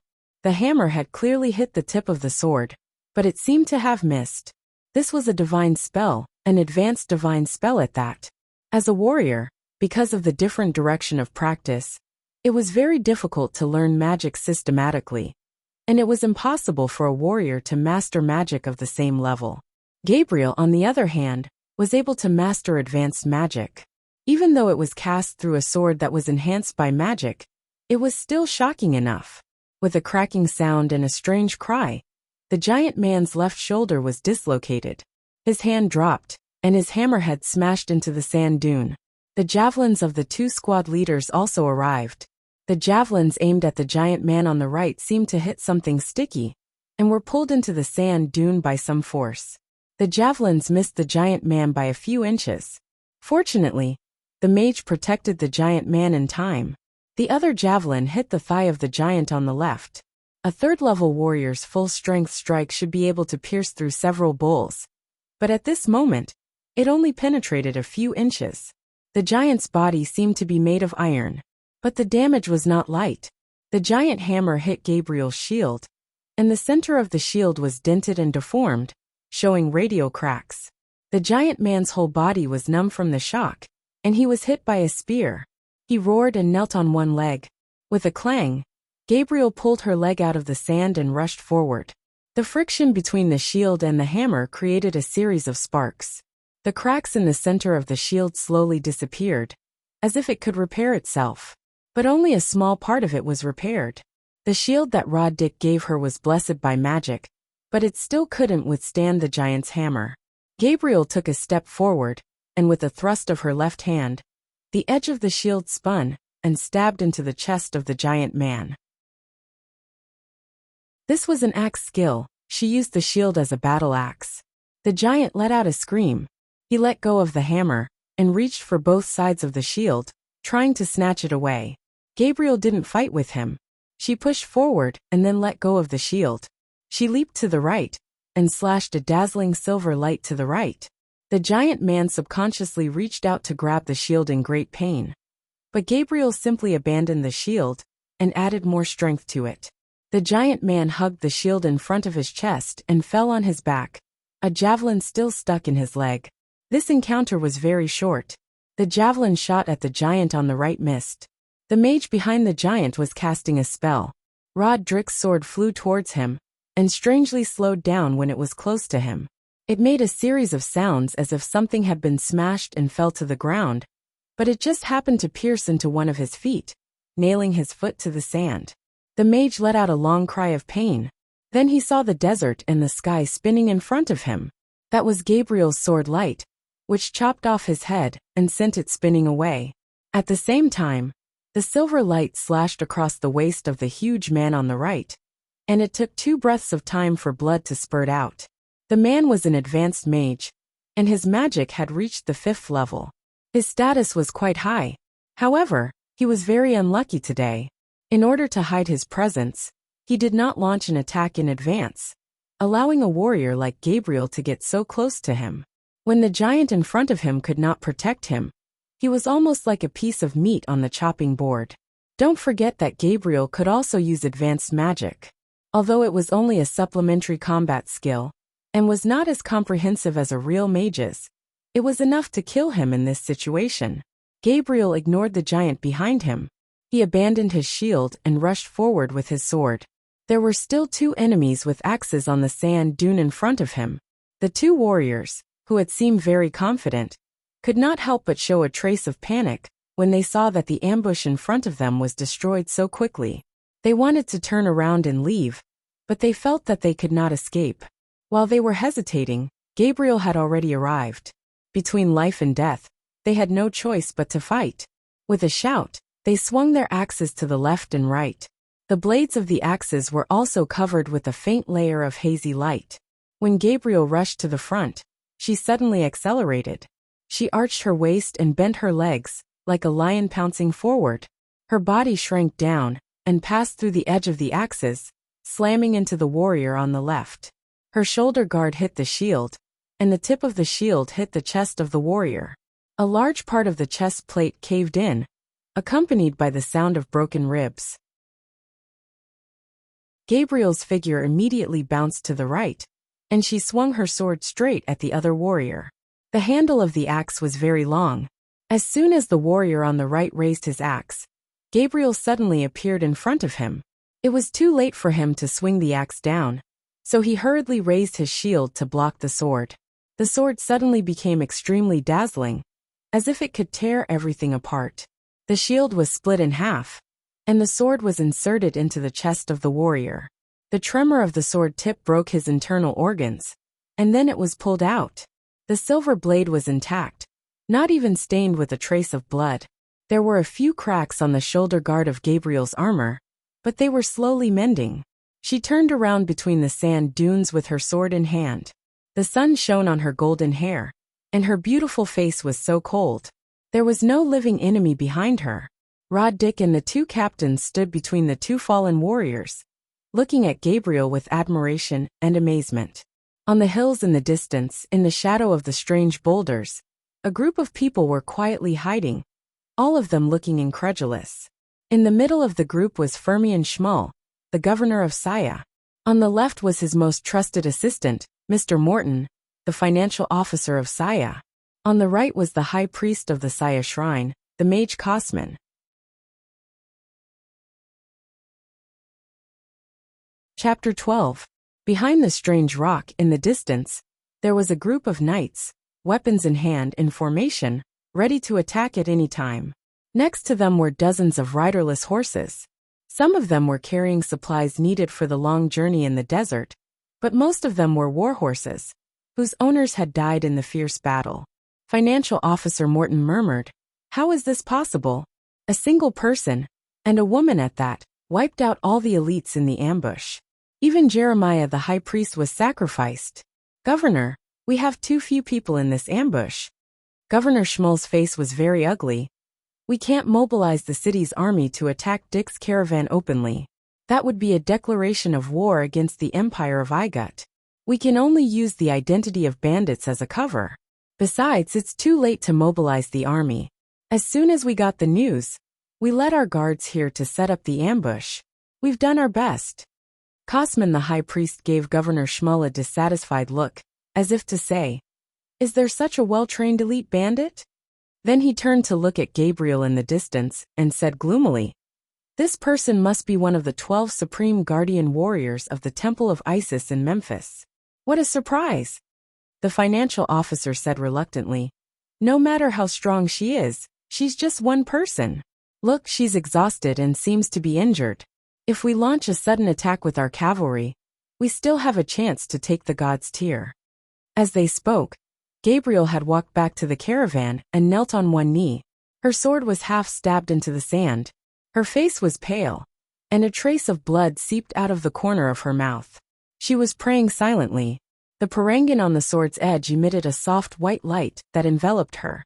It was a low-level healing magic. In the fierce battle just now, Gabriel was indeed injured, especially when she used her shield to block a blow from the giant hammer. Dick had already sent his servants to clean up the battlefield. The severed limbs were buried in the sand, and the weapons and armor were collected and taken away. These were all spoils of war, and they would be important evidence to trace the origins of these bandits in the future. Seeing this scene, Governor Schmull said with some hesitation, "Although that warrior is injured, Roderick's elite guards have not suffered any losses. Look, their cavalry is still maintaining their battle formation without moving, while we have already lost half of our men. Even High Priest Jeremiah has been sacrificed." The financial officer encouraged, "Cosman the High Priest is still here. We also have 2 low-level mages. If we attack in a formal battle formation, and the mages are protected in the center, we will definitely win." Cosman the High Priest gritted his teeth and said, "The failure of the ambush was an accident. We did not expect such a supreme warrior to appear." Decades ago, in the disaster brought by the sorcerers, the adoratress of the Isis temple had fallen, and even the god's tier on the scepter was missing. In the future, the sorcerers' pharaoh will of lower of Egypt. The god's tier is so important to them, but it is even more important to us. Don't forget the ancient legends. The people of Hittite also believe that the god's tier is a blessing from the gods. If we get it, it will not be Isis who blesses Igut, but Imrul who blesses Hittite. Only in this way can we gather more power to resist the empire of Igut. Governor Schmull's tone was still hesitant. "Of course I know this. Otherwise, I would not have come here with my elite guards. But you saw the battle just now. Unless we are sure that we will succeed without leaving any traces, we cannot act rashly."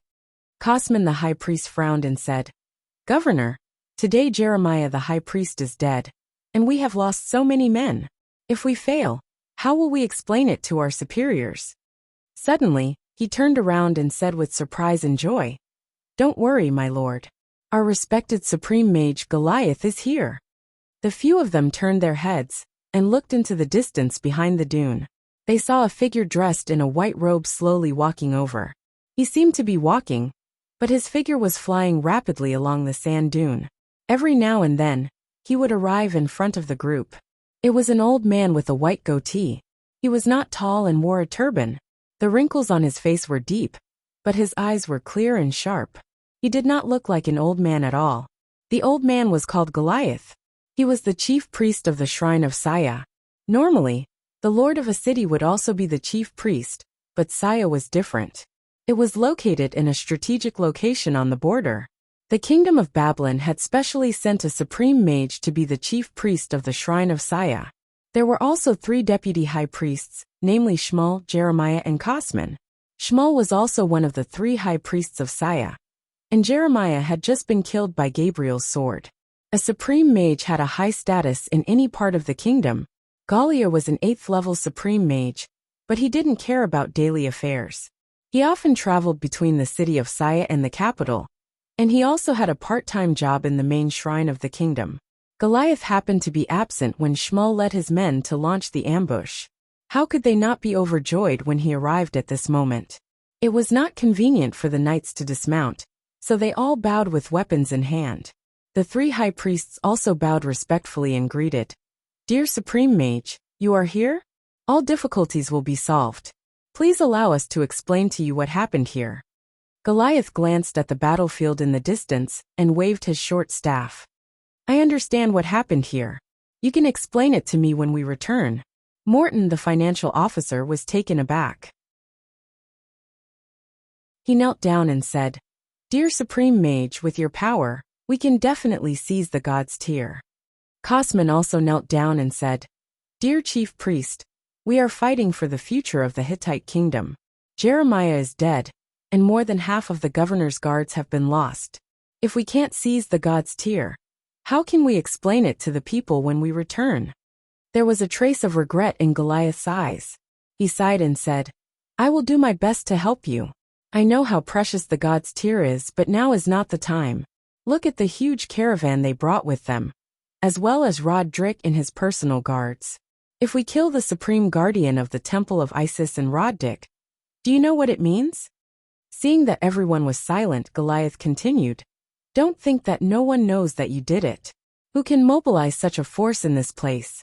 Other than the Hittite government, there is no other possibility. The Hittite kingdom is secretly accumulating power, and we need to maintain a semblance of peace. I'm afraid that the empire of Igut does not have an excuse to destroy this force. What you have done may trigger a war ahead of time. The Hittite kingdom is not ready yet, and the time for victory is not yet ripe for Enrol. At this point, Goliath suddenly paused. He looked up at Roderick's caravan in the distance and exclaimed in a low voice, Magic! Cosman looked back and said in confusion, It seems to be the lowest level of magic. Why are you so surprised? In the distance, Maria was already in the first caravan. She looked up at the sky and murmured something, her hands folded in front of her chest. A faint golden light emitted from her palms, as if her whole body was plated with a layer of holy light. The golden light shone in the air and scattered in a strange way, covering Gabriel, who was half kneeling in front of the caravan. This was the magic of the adoratress of the temple of Isis, the simplest and most profound blessing of Isis. It could only be performed with the help of the god's tear, and it was also a test for the adoratress of the temple of Isis. It was a kind of magic of blessing. It could not only cure injuries, but also relieve pain, wash away fatigue, restore physical strength, and give people confidence, strength, and courage. In short, it was equivalent to a magic that could eliminate any negative effects. The magic that Maria cast with the help of the god's tear was only the simplest low-level magic, and it was so weak that it was almost insignificant. It was just a symbol, but it was the most important symbol. Everyone around bowed to the golden light, including the armored knights, and praised the miracle that goddess Isis had given them. Roderick was overjoyed. He finally understood why Gabriel kept Maria in Duk for 3 days. And Maria did it. She really was the adoratress. In the shadow of the hill, the supreme mage Goliath sighed. Maybe you were too far away, so you couldn't see it clearly with your puppet eyes. That was indeed the lowest level of blessing magic, but it was the blessing of Isis that only the adoratress of the temple of Isis can use, and it could only be summoned with the help of the god's tear. The girl in the carriage is the adoratress of the temple of Isis. I didn't expect that they already have the adoratress. Cosman's eyes widened in disbelief. How is that possible? According to the secret report I received, the god's tear was just mined 3 days ago, and hasn't been sent to Montefiore yet. How could the adoratress have appeared? Goliath shook his head. I don't know everything. Maybe only the gods know. But only the adoratress of the temple of Isis can cast such a magic. So she is the adoratress. We can't do it. If we take the god's tear from the adoratress, it will arouse the hatred of the lower Igut, and the Egyptian empire will have to declare war even if it doesn't want to. After saying this, Goliath sighed with regret. The adoratress is still quite weak now. What a pity. I don't know how strong she will be in the future. Governor Shmuel was very practical and immediately asked, What do you think we should do now, Supreme Mage? Evacuate immediately? Goliath shook his head again. No, inform the city to send more supplies, and then clean up the traces of the battlefield. Tomorrow, we will lead the cavalry to catch up with them, and say that we heard about the recent appearance of a powerful bandit gang in the desert, and we came to protect them. Then we will escort them all the way out of the border. Governor Shmuel nodded.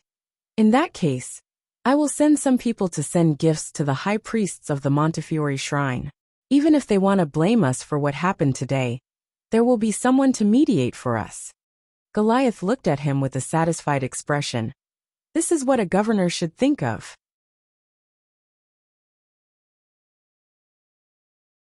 Chapter 13. After Maria left Duk, the lives of the townspeople became as peaceful as usual. The only difference was that Aman had become a qualified miner.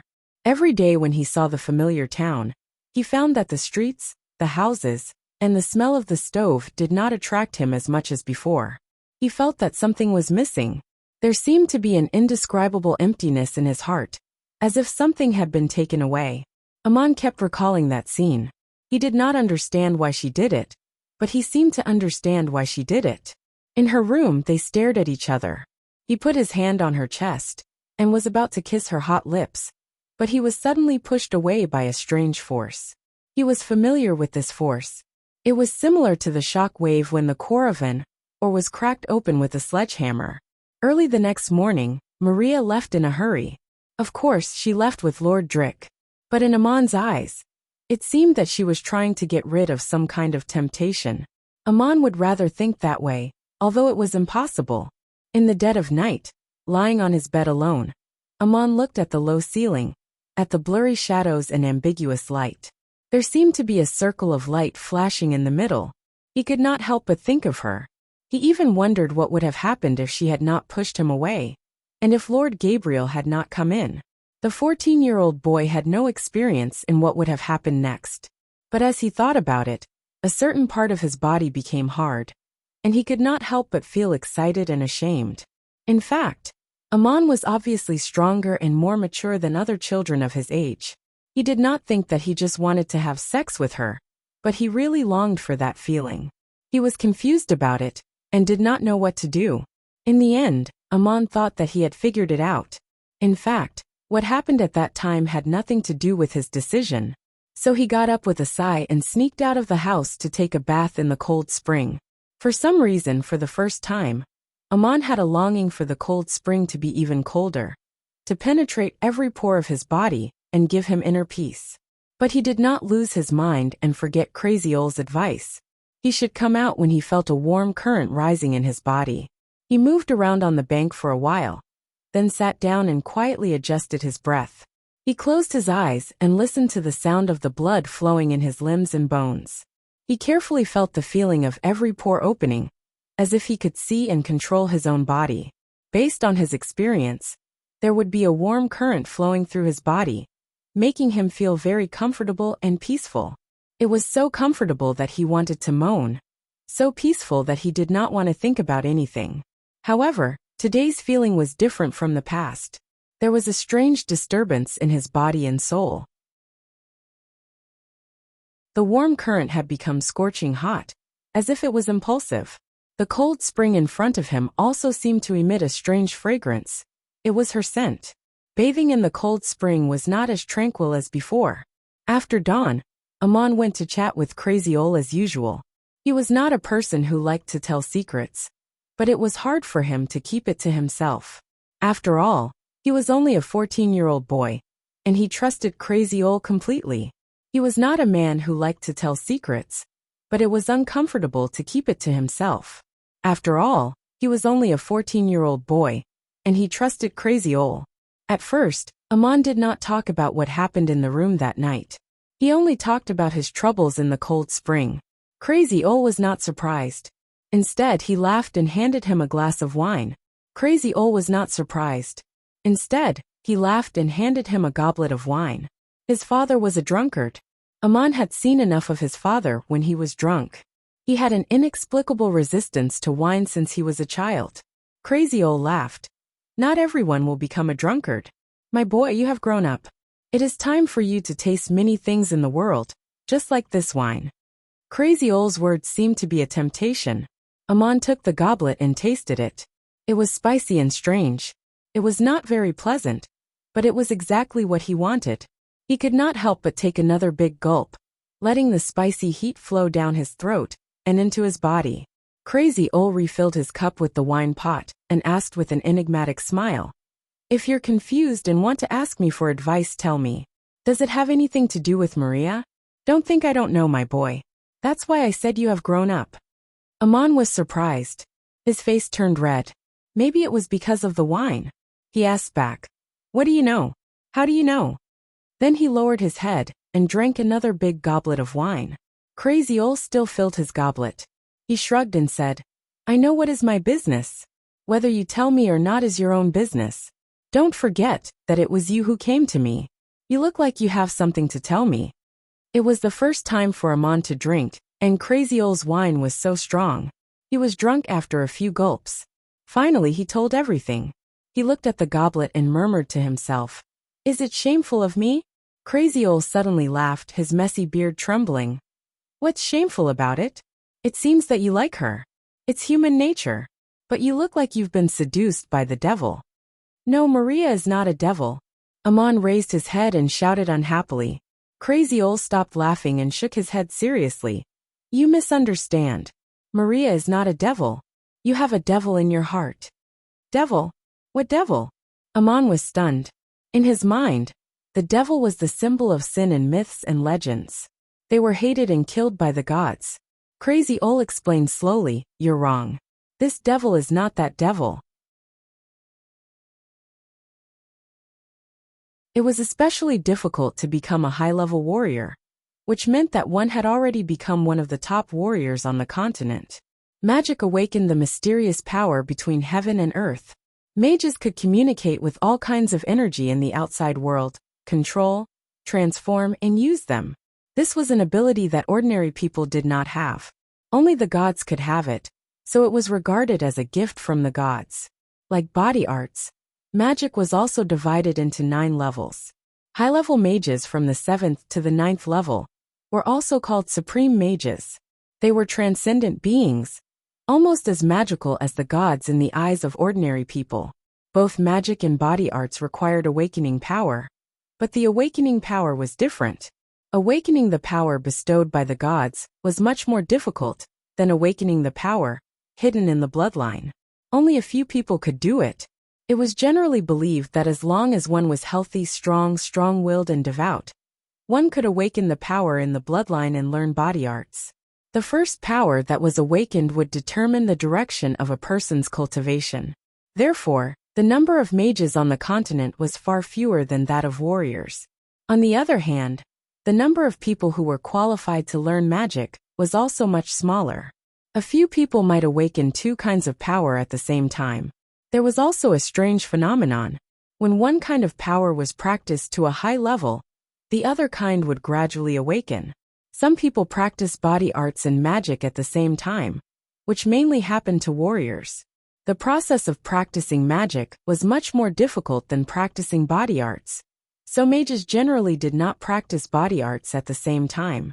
The esoteric and complicated magic was enough for them to spend a lifetime on.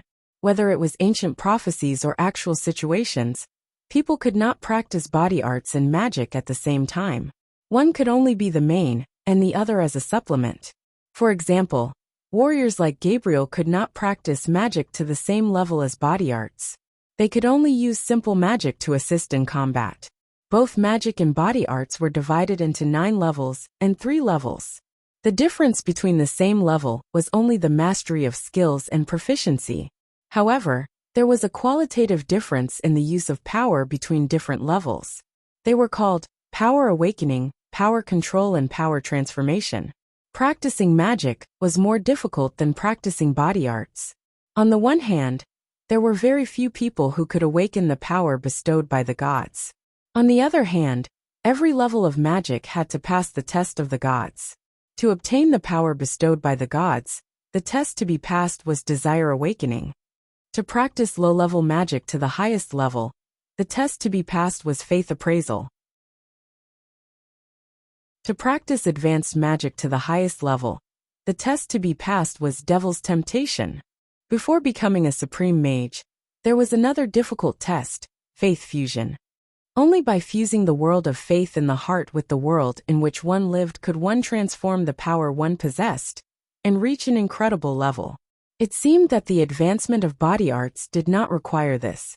It only required the practitioner to be strong and diligent, and it seemed that luck was also involved. This was not to say that the advancement of body arts was easy. It was difficult, but it was easier compared to magic. These were all for the lower and middle levels. When one reached the 7th level and above, it was extremely difficult for either a mage or a warrior to advance any further. The secret was probably only known to the higher-ups of the great shrines of the kingdoms. The highest level, the ninth level, was extremely rare in the whole continent. It was said that ninth-level mages and warriors had the power to fight against the gods in the mortal world. They were even called demigods. Hearing this, Amon could not help but interrupt. Demigods? How can mortals have the power to fight against the gods? Crazy Ol was holding a glass of wine in one hand and gesticulating with the other as he talked. Interrupted by Amon, he was a little displeased. Why not? It is said that some of the gods in the mortal world are probably demigods. It is said that these people are the descendants of the gods and mortals, which is why they have such power.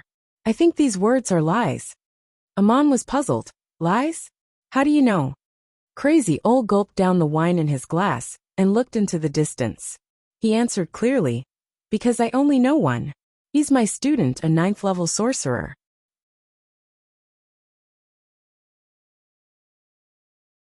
Chapter 14. Ninth-level sorcerer? Amon's mouth was so wide open that he forgot to close it. He stuttered. He heard clearly that Crazy Ol was talking about sorcerers, not mages.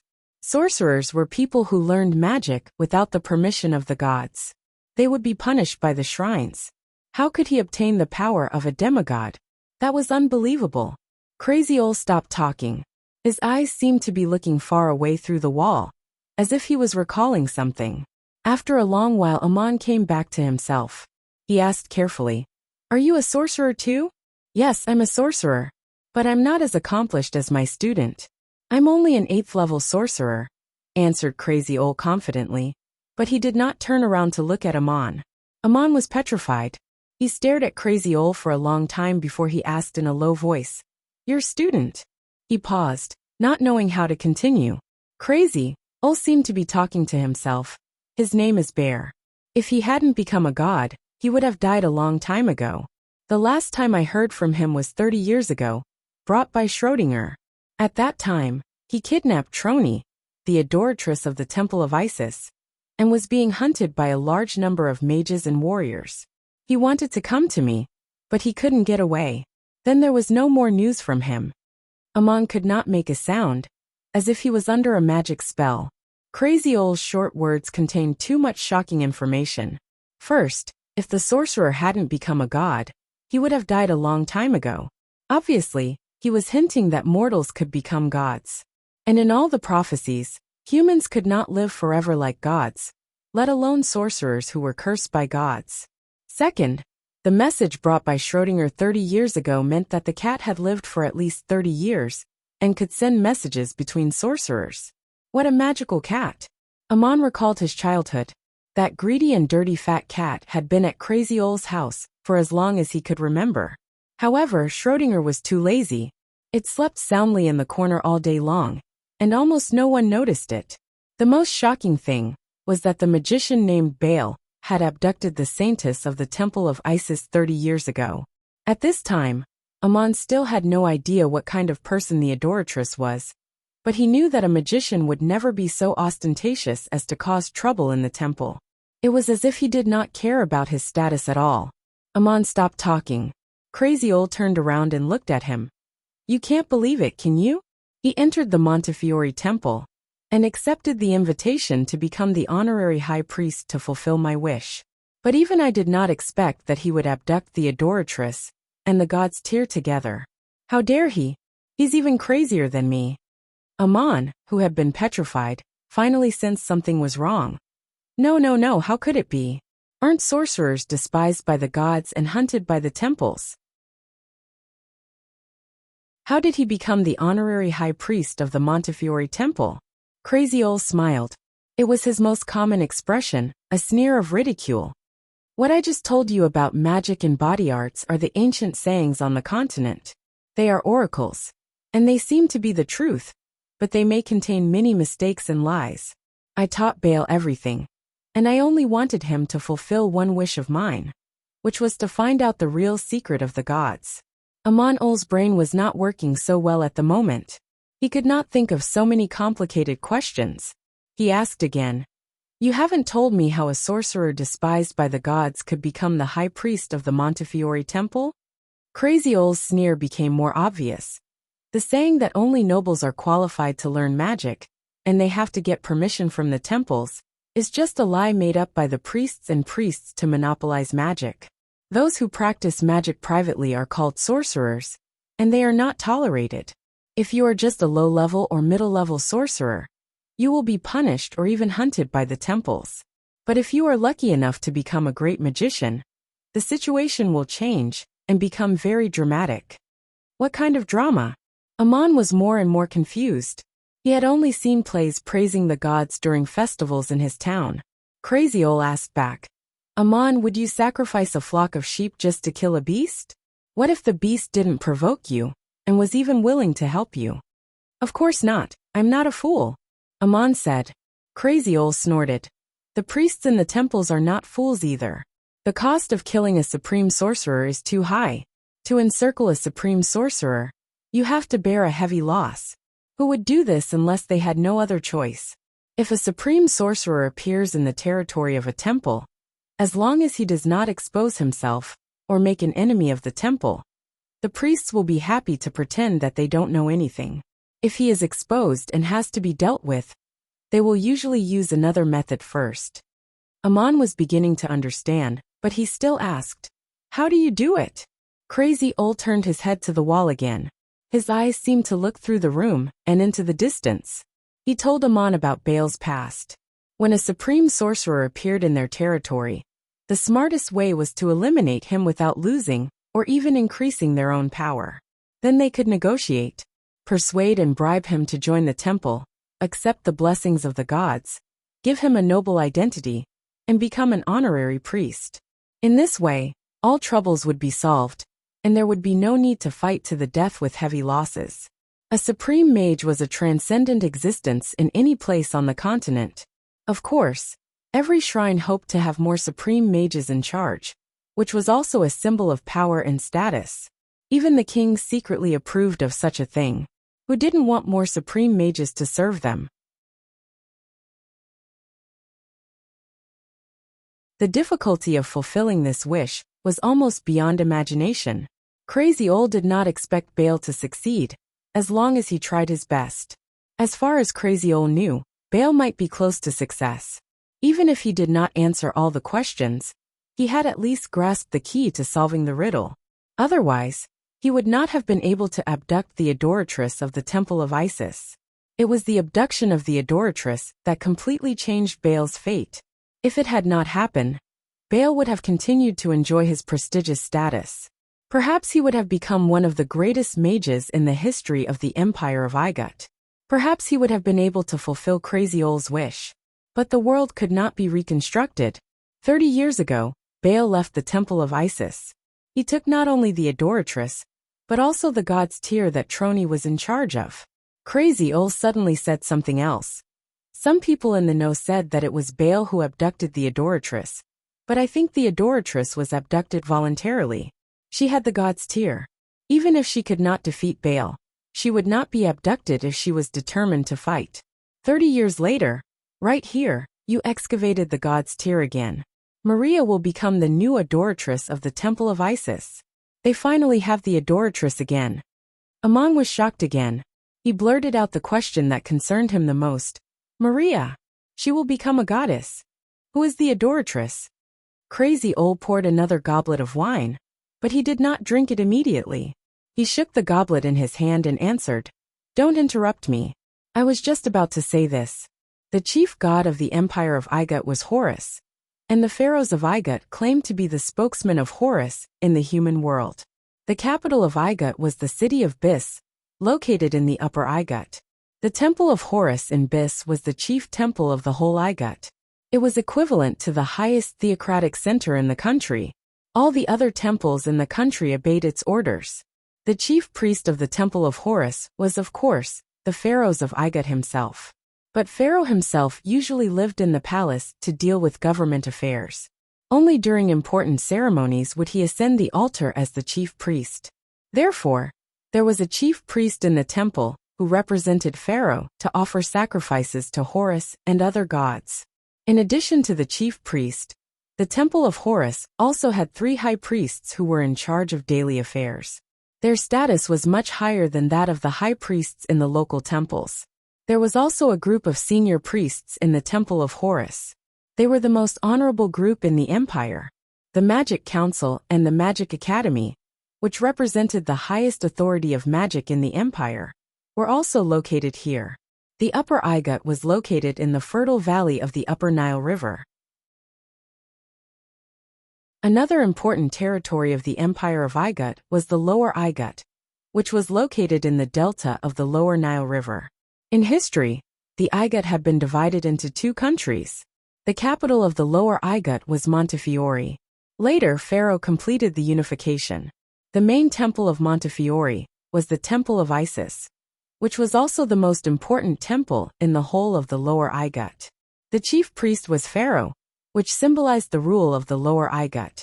But the person who offered sacrifices to the gods on behalf of Pharaoh was the adoratress. The chief goddess worshipped in the Temple of Isis was of course the goddess Isis. She was the mother of Horus, the goddess of fertility worshipped by the people of the Igut, and the patron goddess of Montefiore since ancient times. The Temple of Isis not only offered sacrifices to the goddess Isis, but also to the various gods of the Igut.